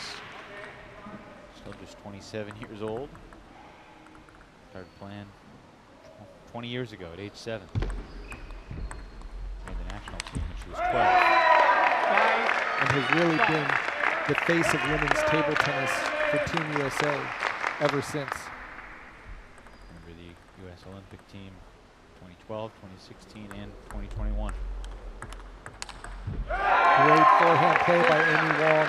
I want to say she's met her match, but she has met an equal foe in Amy Wong, who's got a 6-5 lead here. We got a shoelace timeout, it appears. And Amy has won the last 4 times they've played head-to-head in various tournaments. Why do you think Amy has had the edge over Lily recently? I think tactically she has a slight advantage. Her game really has a lot more opportunities. Lily has to work so hard for each point, where Amy, she can place it well. Her forehand is just so lethal. Lily plays primarily with her backhand. So Amy loves to get it out to Lily's forehand to get her out of her comfort zone. 8-5 lead now for Amy Wong. One more serve here for Lily Zhang. Into the net. 9-5. Shocking. Good opening there by Lily Zhang. Amy likes to serve a lot of balls really deep into Lily's body. Again, to force that weak opening.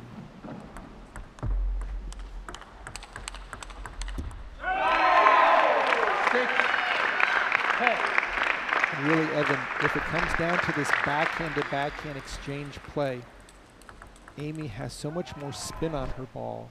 It's going to make it tough for Lily to get into the rally. There you saw her go for a big backhand over the table. Another game point.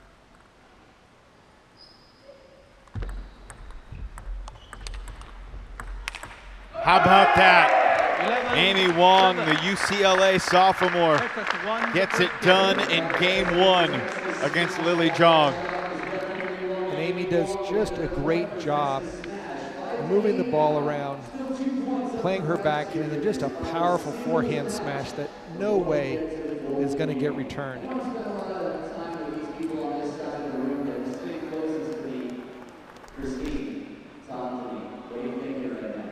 Amy Wong, such a decorated young player. Won the college championship last year, defeating Texas Wesleyan's Zen Dunn in the finals.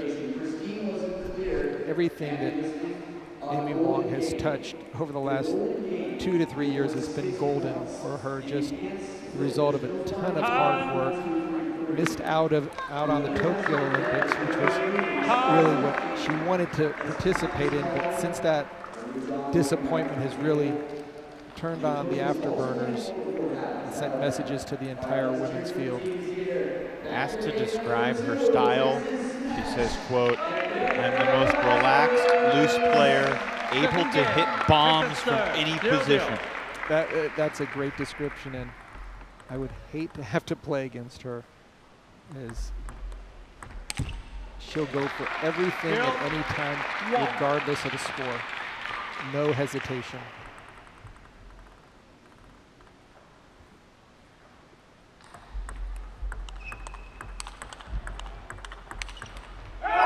She's got Lily Zhang on her heels right now. And Lily's playing well. She's making her backhand openings. The rallies are going fast. It's just Amy's a second faster and more powerful from the elbow down. Going for it there, missed it. I asked you this before about Tao Zhang and David Macbeth, just the size mismatch between the players. Amy's about 2-3 inches taller, a little bit longer. Is that a factor? Well, it's her technique is so good. So it's a very whippy stroke, and it's very tough to gauge where she's going. She gets a lot of power for like square inch of stroke. So you don't expect it to have so much behind it. Great racket speed, good spin. Zhang has gained some ground here. I think if Zhang is able to just mix up the tempo of the rallies, that can help knock Amy out of her rhythm. But these are the best two women, hands down, in the United States over the last 4 years. You would expect them to be teammates in Paris next summer. High probability. There's still discussion about how the tryouts will go, but at their level, they should have no difficulty qualifying, whether it's through rankings or in a head-to-head tryout format. Amy is currently ranked a few spots ahead of Lily on the international ranking scale, and that was due to the Pan Am Championships she just won last week.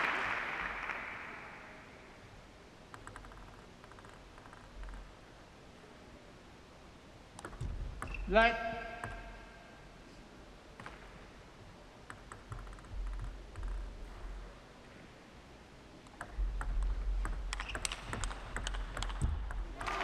Great set of blocks there by Lily Zhang.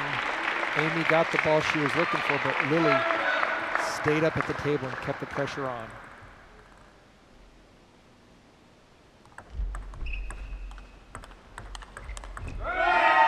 That backhand down the line by Amy Wong. Just beautiful technique.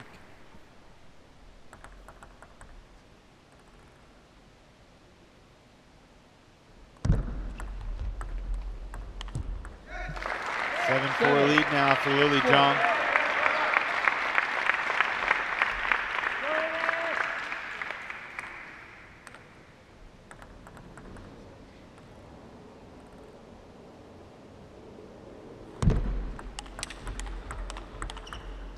Just right off the bounce. 5-7. Kind of shake your head watching that exchange. This angle should not exist off the backhand there. Your wrist has to be so supple in order to take it off the bounce and go out to the forehand side. The replay that we just showed was not at increased speed. like that was normal speed, but you watch the replay and you're like, oh, they're just speeding this up to squeeze it in. And while it's not a terrible idea, it's insane.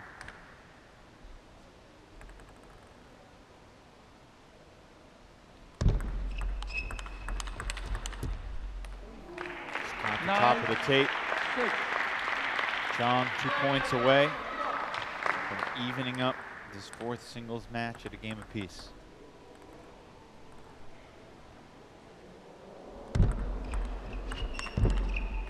Zhang, excellent job of getting her forehand to land deep into Wong's backhand.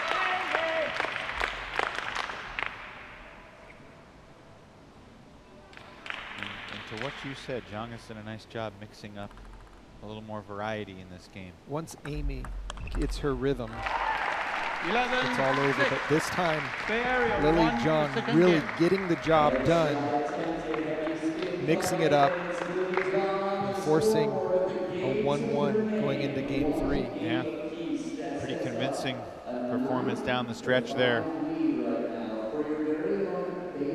11-6, Lily over Amy in game number 2. Lily, the 6-time U.S. national champ. Women's singles, she one up on you. You got 5. Which of your 5 were the most meaningful? Probably the second one, because it came a year after I was in the finals and lost, so getting the title back after losing. But I am the biggest fan right now of Amy Wong. I just think how well she has played after coming up short for Tokyo has just been so awe-inspiring. Her attitude, her fight, her determination, and to have a teammate like Lily who will just make Team USA going into Paris that much stronger. Gives Team USA a lot to look forward to at the next Olympic Games. All right, game 3. Zhang serving. Here we go. Look at that backhand. Just, you think you made a perfect serve. It's short and low, and the opponent just reams it past you right off the bounce.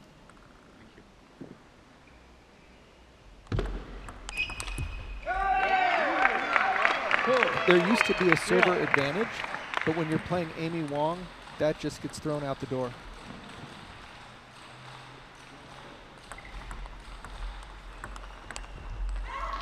Good placement by Lily to get it deep into the middle. We are seeing Lily's experience, the in-game adjustments.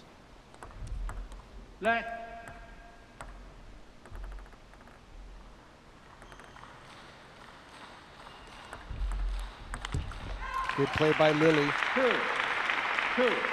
And then I often think if it's like in the NBA, you know your all-stars are going to get 40, you just don't want to let them get 50 or 60. If Lily can contain Amy and win enough of the easy points, that's a mistake there. Lily's got to move her feet if she wants to land that forehand. Amy just hits trays from all positions on the court.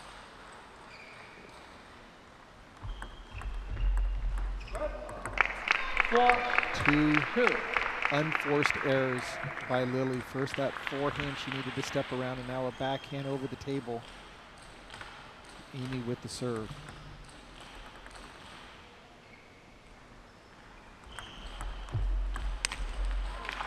Overheated that forehand though. You can see Amy motioning that she should have probably looped that ball versus smashing it.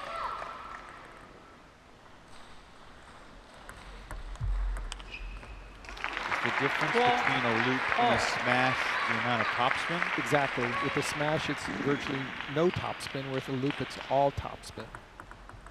So the Texas Smashers like to put the ball away flat. And these shots that Amy is able to land off the bounce with her backhand, so difficult to sustain the attacks against it because it comes back faster than it was sent over. A lot of balls will hit the edge of the opponent's racket. Just not enough time to take a backswing. And that was a nice job by Lily getting out to the forehand side and staying away from the backhand off the bounce.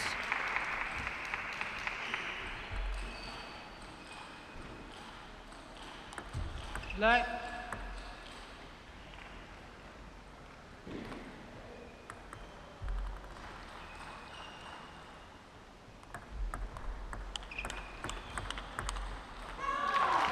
We've been feeling so preoccupied by the tactics and back and forth exchanges in this match. Hey, Amy, no time out. No more time out. Come back. They're out of timeouts.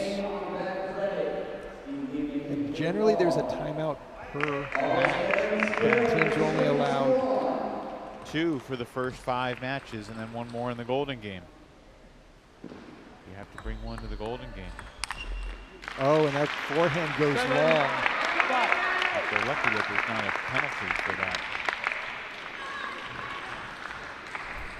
Round 2, it might not surprise me if that does occur. Amy just overhitting on the forehand, and Lily has a little space here. And you can see the focus and concentration on Lily, knowing that just keep the lead, use the score to your advantage. Not necessarily hitting winners, but forcing Amy to overplay. Oh, what a return from Amy Wong. You kidding me? I mean, Lily stepped in and hit a great forehand flip for a winner, and Amy just returned it with no difficulty. 6. Let.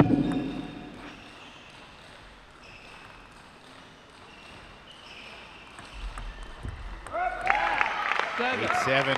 Hey, come on. Now we get a timeout from Maggie Tien in the Bay Area Blasters. Obviously, a lot of pride is at stake between Amy and Lily here, but in terms of the overall match, it's the difference between a 5-0 lead and a 3-0 lead to start the Golden Game.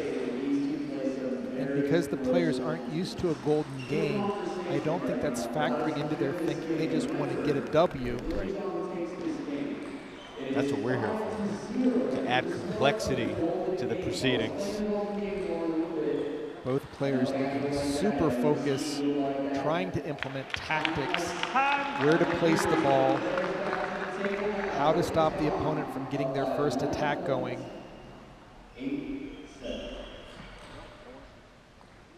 7, 8. Here we go. Wong serving down 1.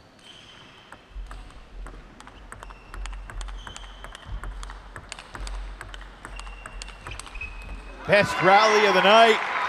And John takes a 9-7 lead with a serve coming back her way. John just holds the table, keeps moving it around. Excellent positioning.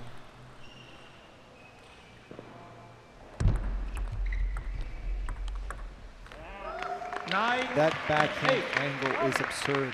How she is able to play the backhand short to the middle, so wide out to the opponent's forehand.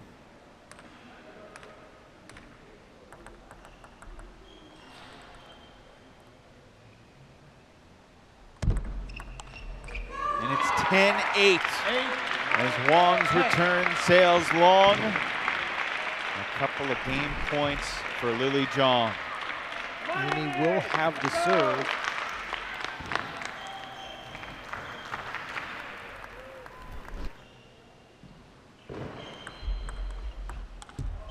And it's over. Lily Zhang takes 2 out of 3 from Amy Wong. Says, you may be the new young gal on the block, but I am the 6-time national champ. And it's the Bay Area taking a 5-point lead into the Golden Game against the Texas Smash. And you can just see the sense of relief and celebration for Lily Zhang beating her national teammate, helping the Bay Area Blasters come into the Golden Game with the maximum lead.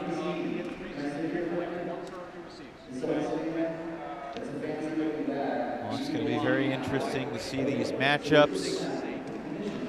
That'll get sorted out in the next few minutes here. Lily Zhang, after losing 11-7 in game 1, comes back to take the second and third games. Just excellent play by Lily, showing the experience, not necessarily hitting more winners, but reducing her errors and giving Amy a chance to make some mistakes.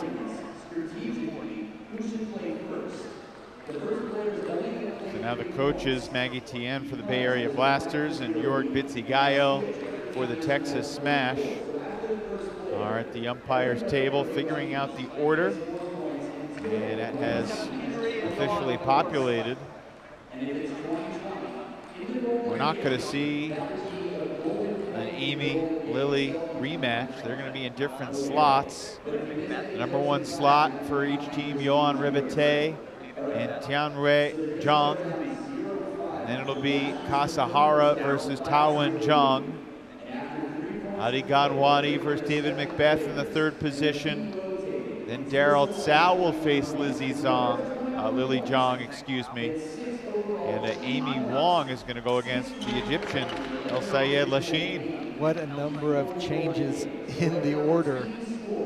A lot of mixed matches as well, with Amy going after Lachine and Lily playing Daryl Tsao.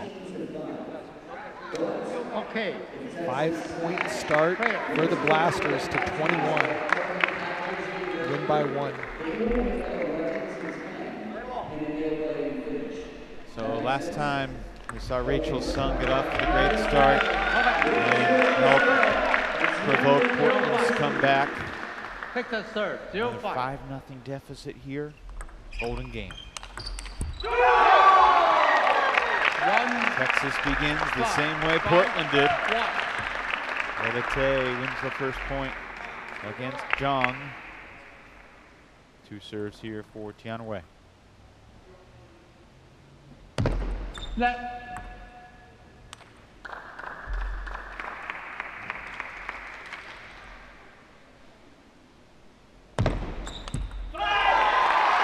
Just asked Christian Lilly-Rose about the feeling of being up 11-10 going to bed on a Friday night instead of being down 16-5.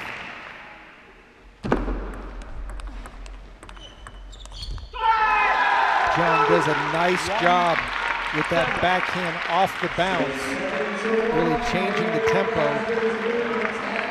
not putting a lot of pressure on it, but just changing the spin. That's enough to get the point.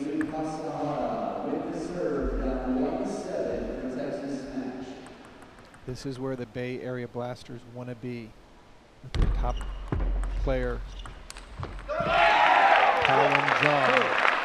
That forehand loop went deep, but that's what he wants to do. He wants to get his forehand into play.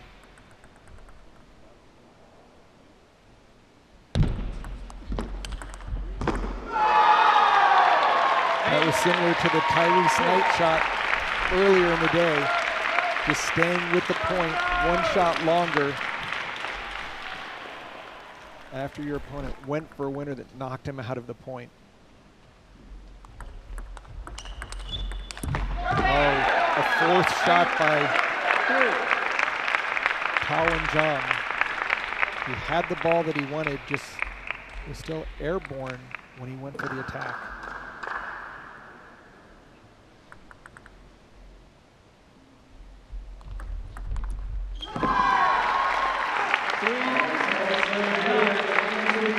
Bay Area Blasters extending the lead after 2 players.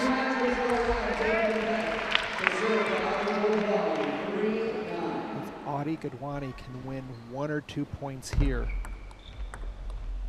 which he does on the very first point,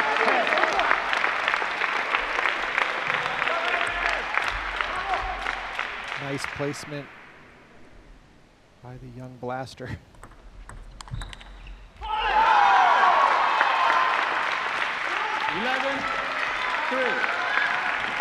11-3 lead now for the Blasters.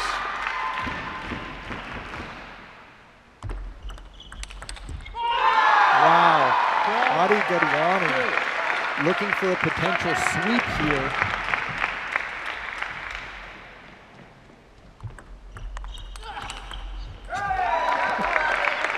Three out of four ain't bad. Yeah, and the shot that McBeth had to pull out in order to score that one.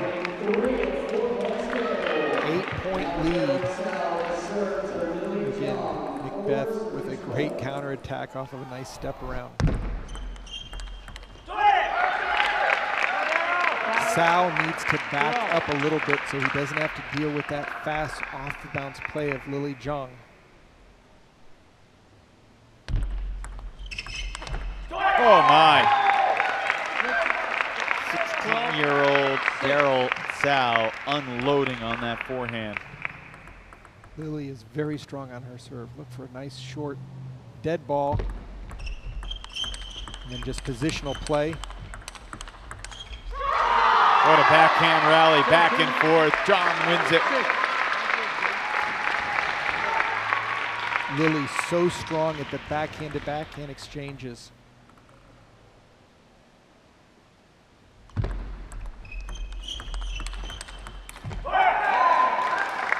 So Sal takes 3 of the 4.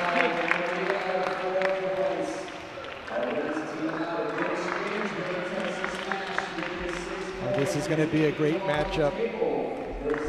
Power versus speed and timing. How about the serve, catching the veteran off guard. Going deep, directly on the serve. And again, challenging the Egyptian to turn on a deep serve, placed within the last inch of the table. There's the Syed answers. Well, that ball caught the net, but Lachine exactly had what he wanted.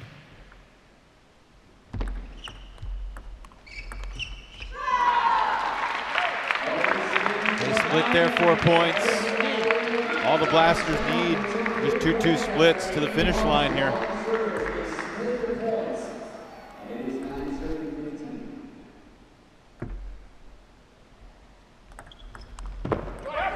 Again, Texas smash going for the deep serves. Surprise placement.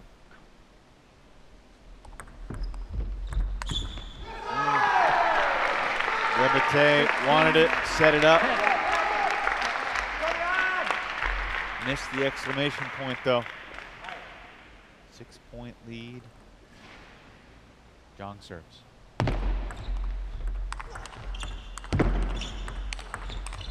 Zhang so fast, both hands and feet, to keep that attack going.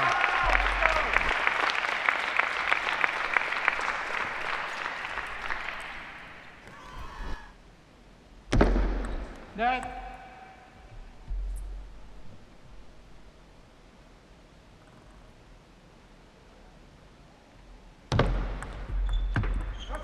Nice drop shot by Rebate. That was a really big point right there.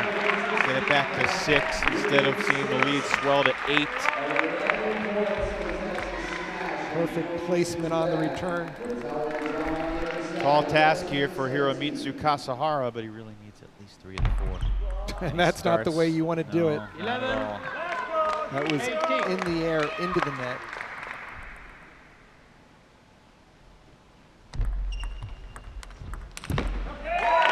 Good control, third ball attack by Kasahara.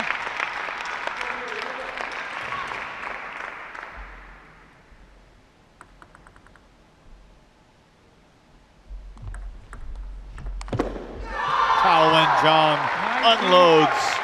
That's just too easy for him. That ball comes off the end of the table. He's taking it for a winner every time. 19-12.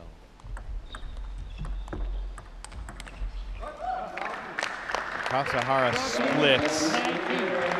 You're taking 3 of the 4. Obviously, it'd be a 4-point game instead.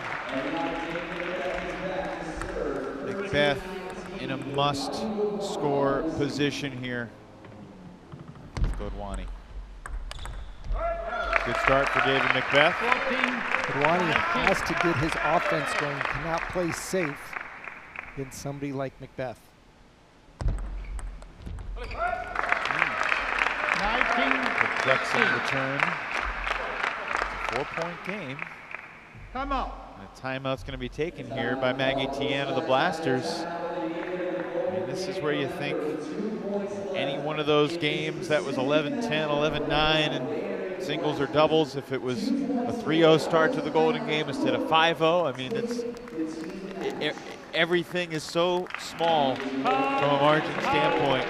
And Kadwani will have the serve, so hopefully Coach Maggie Tien is able to tell him where to serve it to, how to get his offense going. And that serve did not work. 16.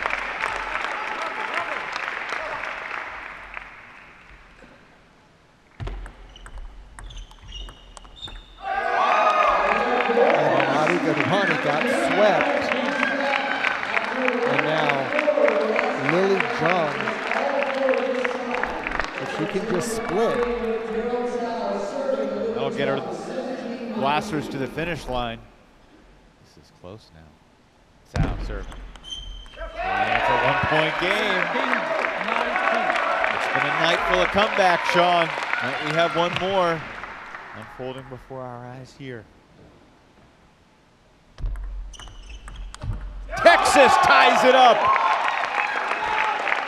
Lily with the serve. Can she get her offense going?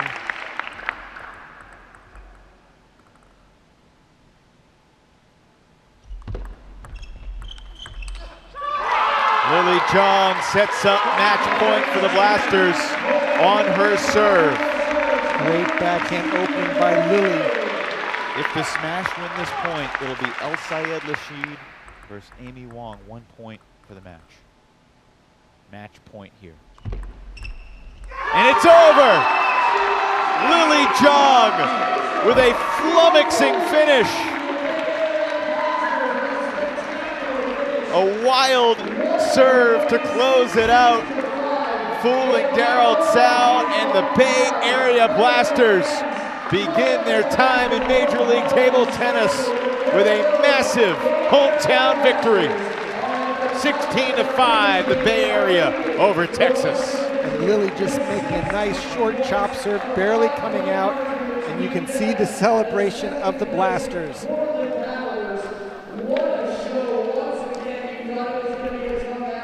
So the Bay Area in first place after one night of competition here on the West Coast. And we've got Maggie Tien, the head coach of the Blasters. Maggie, congratulations. Thank you so much. What were the emotions like during the Golden Game as Texas came back and your team responded?